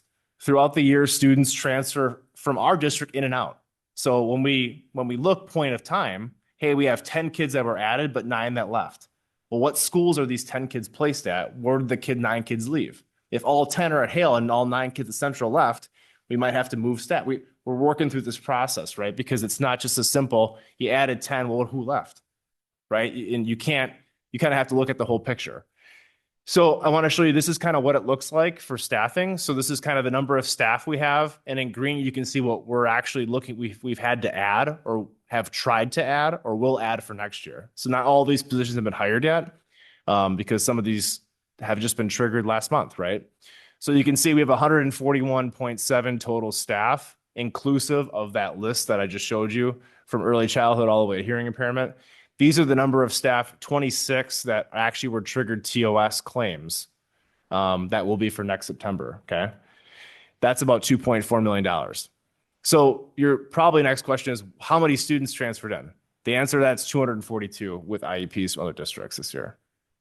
So that is a significant increase. We typically average around 100. But again, and I'll get into an example in a minute. You could have 50 kids trigger more TOS claims than 100 because where they go is where they trigger. So if we staff for 10 to 1 at Hale and we have 100 kids, that's 10 teachers. And if all of a sudden that school has no students withdraw and the 15 kids show up, well, that's a teacher. So it's like, it depends on where they go and how that works. But you can see the different disability statuses the students have transferred to us with. So let me just give you an example here. So this is a cross-categorical secondary SPED teacher example. So this is the guidelines we have. So we plan for the year at 9. We don't actually trigger another teacher until they hit 12. So 9 is planned, 10 is fine, 11 is fine. At 12, it triggers another teacher, okay? So if a 12th kid moves in, boom, we're at another teacher, okay? So this is a good example from Central here. So we had 10 teachers, 110 students. That wouldn't have triggered an 11th because the ratio is still under 12. Follow that? 110 divided by 10 is 11, so no extra staff needed. As of April 4th, we had 121 students with cross-categorical needs. And that's not students that qualified that were residents. That's transfers. Students who moved to the district and had IEPs and were going to go to Central, okay? So you can see, you take 121 divided by 10, that's number of staff, that's 12.1. That is above the ratio that would trigger, that's another teacher that we'd add at Central. That's kind of the process we work through at every disability status for every school that maps out to that number. This kind of just points out the example here. Okay, so that kind of jumps through this current year budget. Question? No, go ahead. It's okay. You can go right now. That's fine. Sure.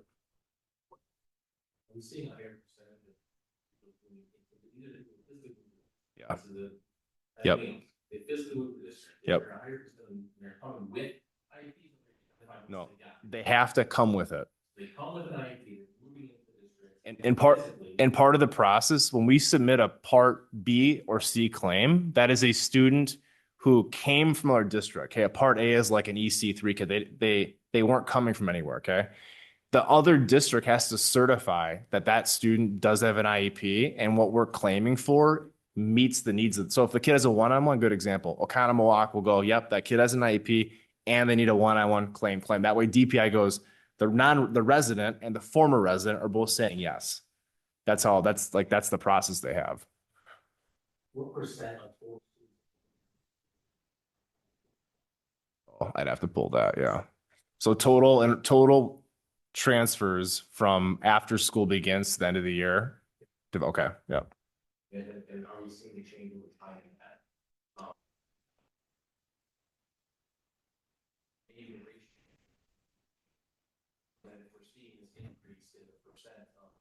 Total students in the school year with an IEP, we need to have more staff on hand to start the year with the presumption that we need them later. The challenge with that though is if you overstaff, it doesn't trigger any TOS claims, so you get no new revenue for it. So like if I go back to this example, if we had 11 teachers here, the district Fund 10 would be obligated to pay for 67% of that 12th teacher. But if we staff at 11, where we're supposed to be, the 12th teacher's 100% at an increase to the revenue limit. Right. Do you follow that? I understand. Yeah. But I'm also saying. Yeah. And so, lower ratio students, teachers, 1 to 9. We don't trigger our teacher until 12. Yep. So effectively, it's 1 to 12. Is that incorrect in saying? Well, it depends, because if this number was 102, we'd still need 10 teachers. So it depends. It can range. You plan at 1 to 9, but it can go up to 11. We just happen to only have to need 10 because of 110 students. But if that number was 100, we'd still have 10 teachers. Right, but we don't trigger another teacher unless we get to 12. Correct. Over 12. 11.9, not another teacher. 12, another teacher. Yeah, it's 11 or 12. Yeah. Okay. Yeah. So I'm just saying that reducing the ratio reduces the workload for the staff. Is that correct? It does, but it comes with a 70% Fund 10 expectation then. I understand that. Yeah. I understand that. Yeah. That's an investment the board would have to decide to make. Correct. In staffing. Yep.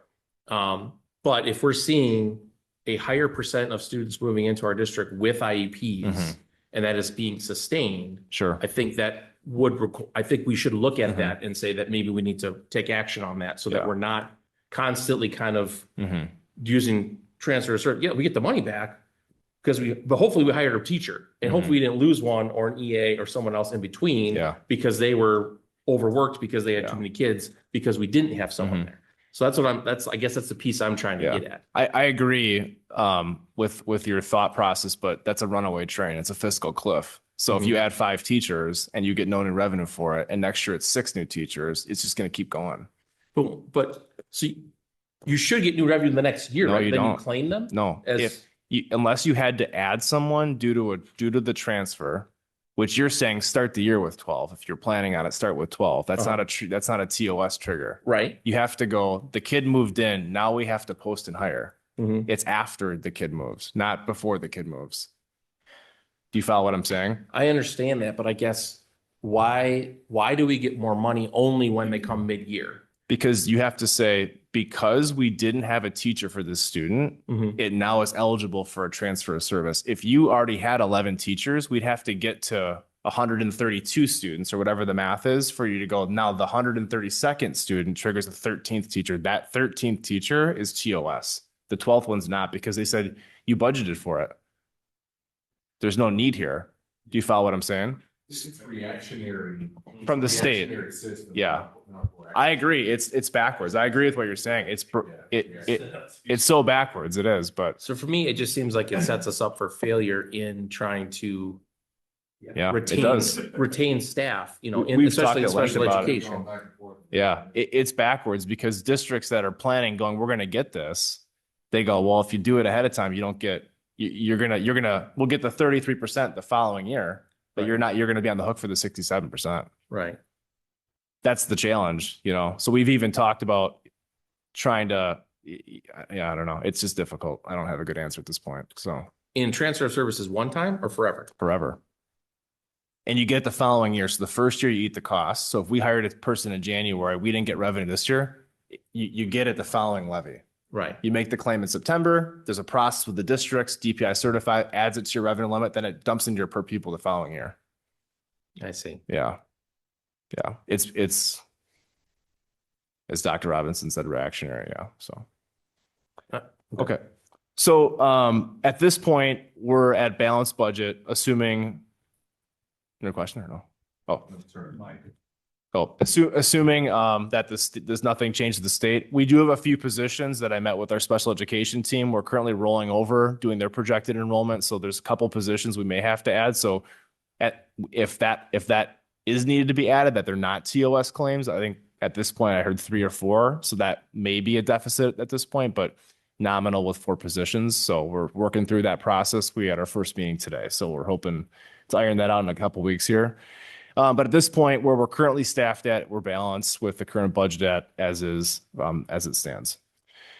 So, obviously this is a conservative revenue, but at this point, it's kind of a coin flip of this is going to just roll over. I think a lot of people that are in these spaces think what is what will be until they come to an agreement. But currently we don't know a ton about that process. So shifting here, this is kind of the funds we'll go through quickly. So you can see here our Fund 80 levy is the $4 million reduction as promised in the referendum campaign to offset the tax levy for the 2 referendum questions that were successful. So that's a $2 million offset for each question, which you'll see later. You can see the projected fund balance is at about $6 million. That helps Shelley and the team kind of get through the phase 2 renovation kind of next door here. And those are kind of some of the other priorities she has going. Fund 50, which you'll hear about in 2 weeks for the annual approval, is for a community eligibility provision that allows all students in the district to eat breakfast and lunch for free. And what's great is actually we're running a balanced budget. So looking at other district priorities to try to lower that, we're allowed 3 months operating expenses before we get you're on the naughty list from DPI, but we try to create a plan. So as you guys know, we've started doing indirect costs as custodians. We looked at doing WeEnergy direct billing.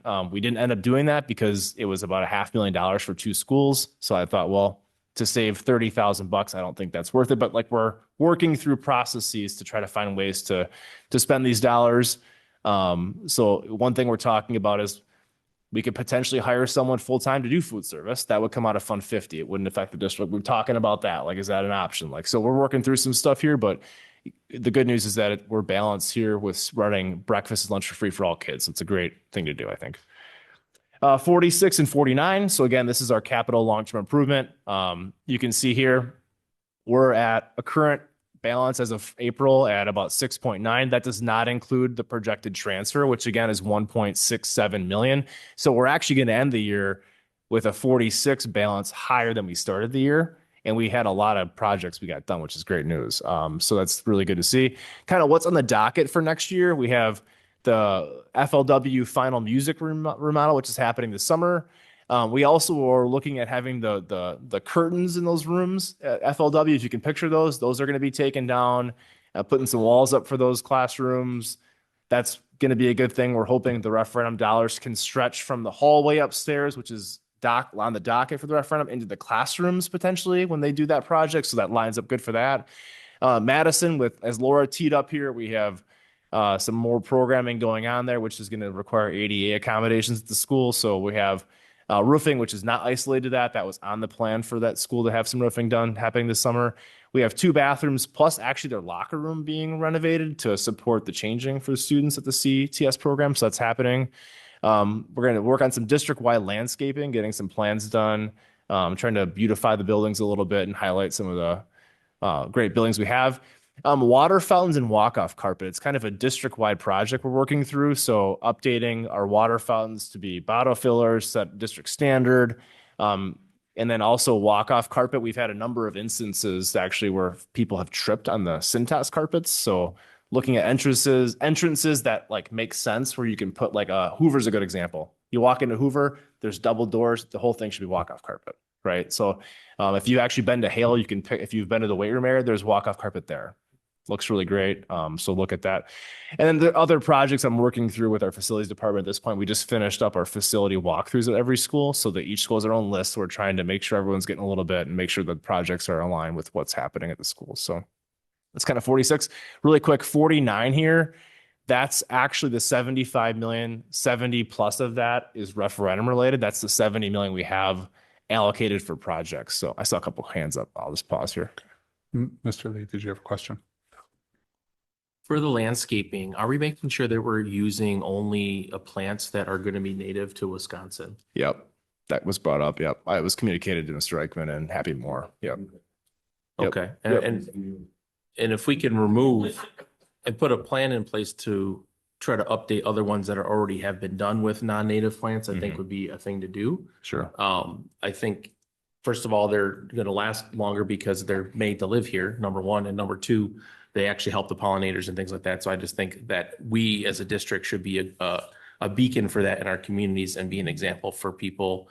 And there's a wealth of educational things that can come directly from that as well, as far as ecosystem and how the pollinators work and how they work within and make our food and all that sort of stuff. So there's a lot of things teachers could pull from if they have the stuff right there already sitting in their school. Yeah. I think I missed the Hale Athletic Hallway too. I missed that project. That was number 2, but if you could picture Hale, there's the hallway that tees that kind of it's perpendicular to the hallway that goes into the gym. So it goes all the way down.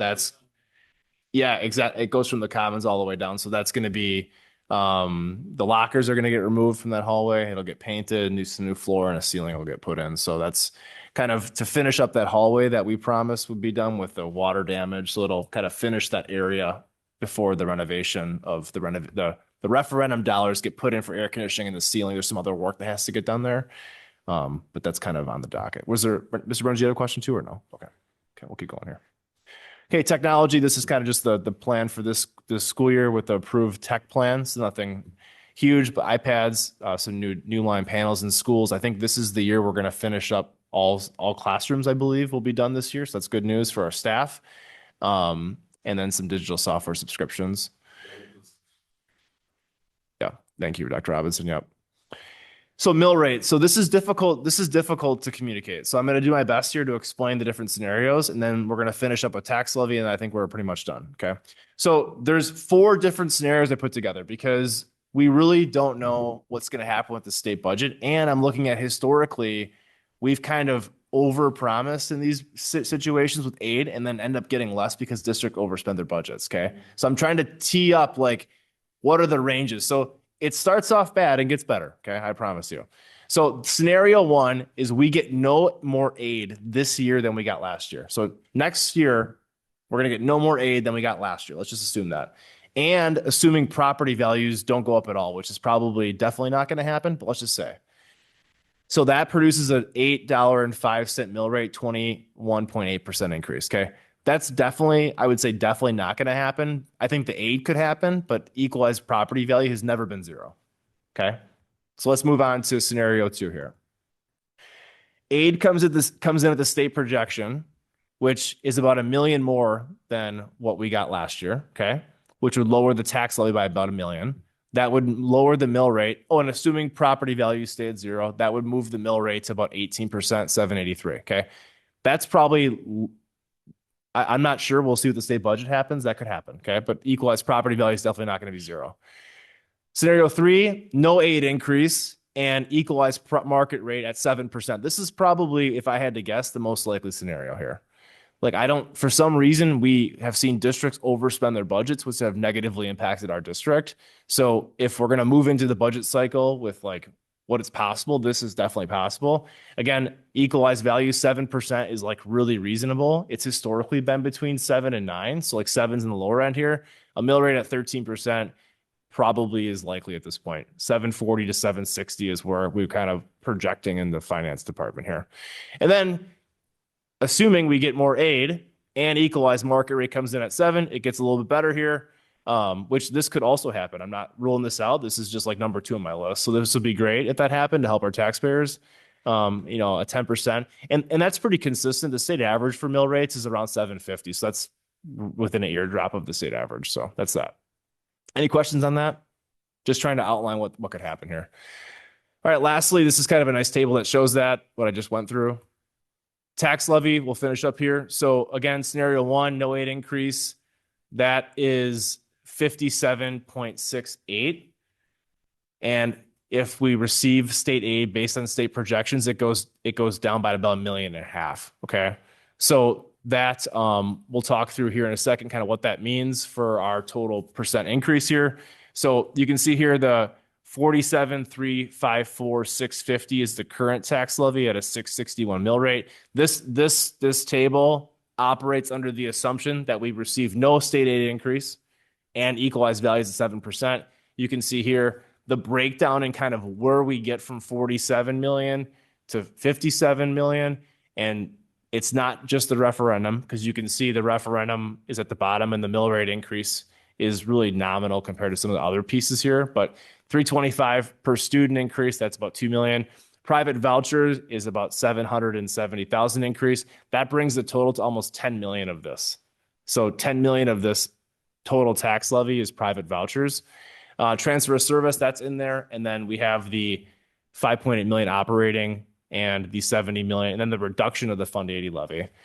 So the last thing I want to show you before I get questions here on this piece is you can see here, I want to just show you kind of what we told the community for the referendum and kind of where it's coming in at. So we told the community we'd have a mill rate increase about 56 cents for the operating referendum, and the total at 50 cents. The $70 million capital bond, which at this point is 16 cents, will go up because we have debt falling off for energy efficiency, which will increase that, but it's certainly going to be less than 44 cents, attributed to 2 things: our interest rate on that debt, as well as kind of the scale that we have it built off with aid too. So I think that's good. That's good news. The challenge here is there's other factors that can increase the tax levy, as you kind of saw. So, and that's all I have. Questions?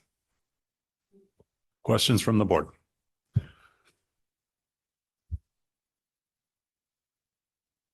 Really?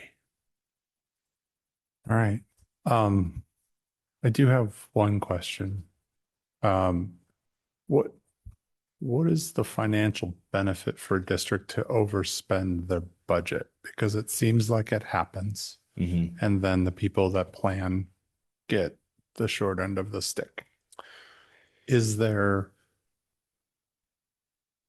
a planned overspendage that would be beneficial to a district? Yeah, that's a good question. So, equalization aid is meant to level the playing field. And in a lot of ways it does that, and in a lot of ways it doesn't do that. And here's a good example. Districts like West Allis, more property poor, you're helped by receiving aid to lower the burden on taxpayers. But in situations like you just outlined, Mr. Burns, where you overspend your budget, the only way for you to like recover those dollars and to save them is you giving back aid to the state. So districts that are property rich don't worry about that. They go, well, we don't care about that because we receive no aid as it is, right? And so when they overspend their budget, it doesn't impact them at all. They just go, well, next year we'll have to underspend it to replace it. It doesn't impact our taxpayers. It's just a district issue. So I think that's the challenge. And you can see districts from really poor, really rich, and everywhere in between that do that. And you can see it everywhere it happens. So that's the challenge. Now, when districts that are really property rich do it, it impacts the pot less.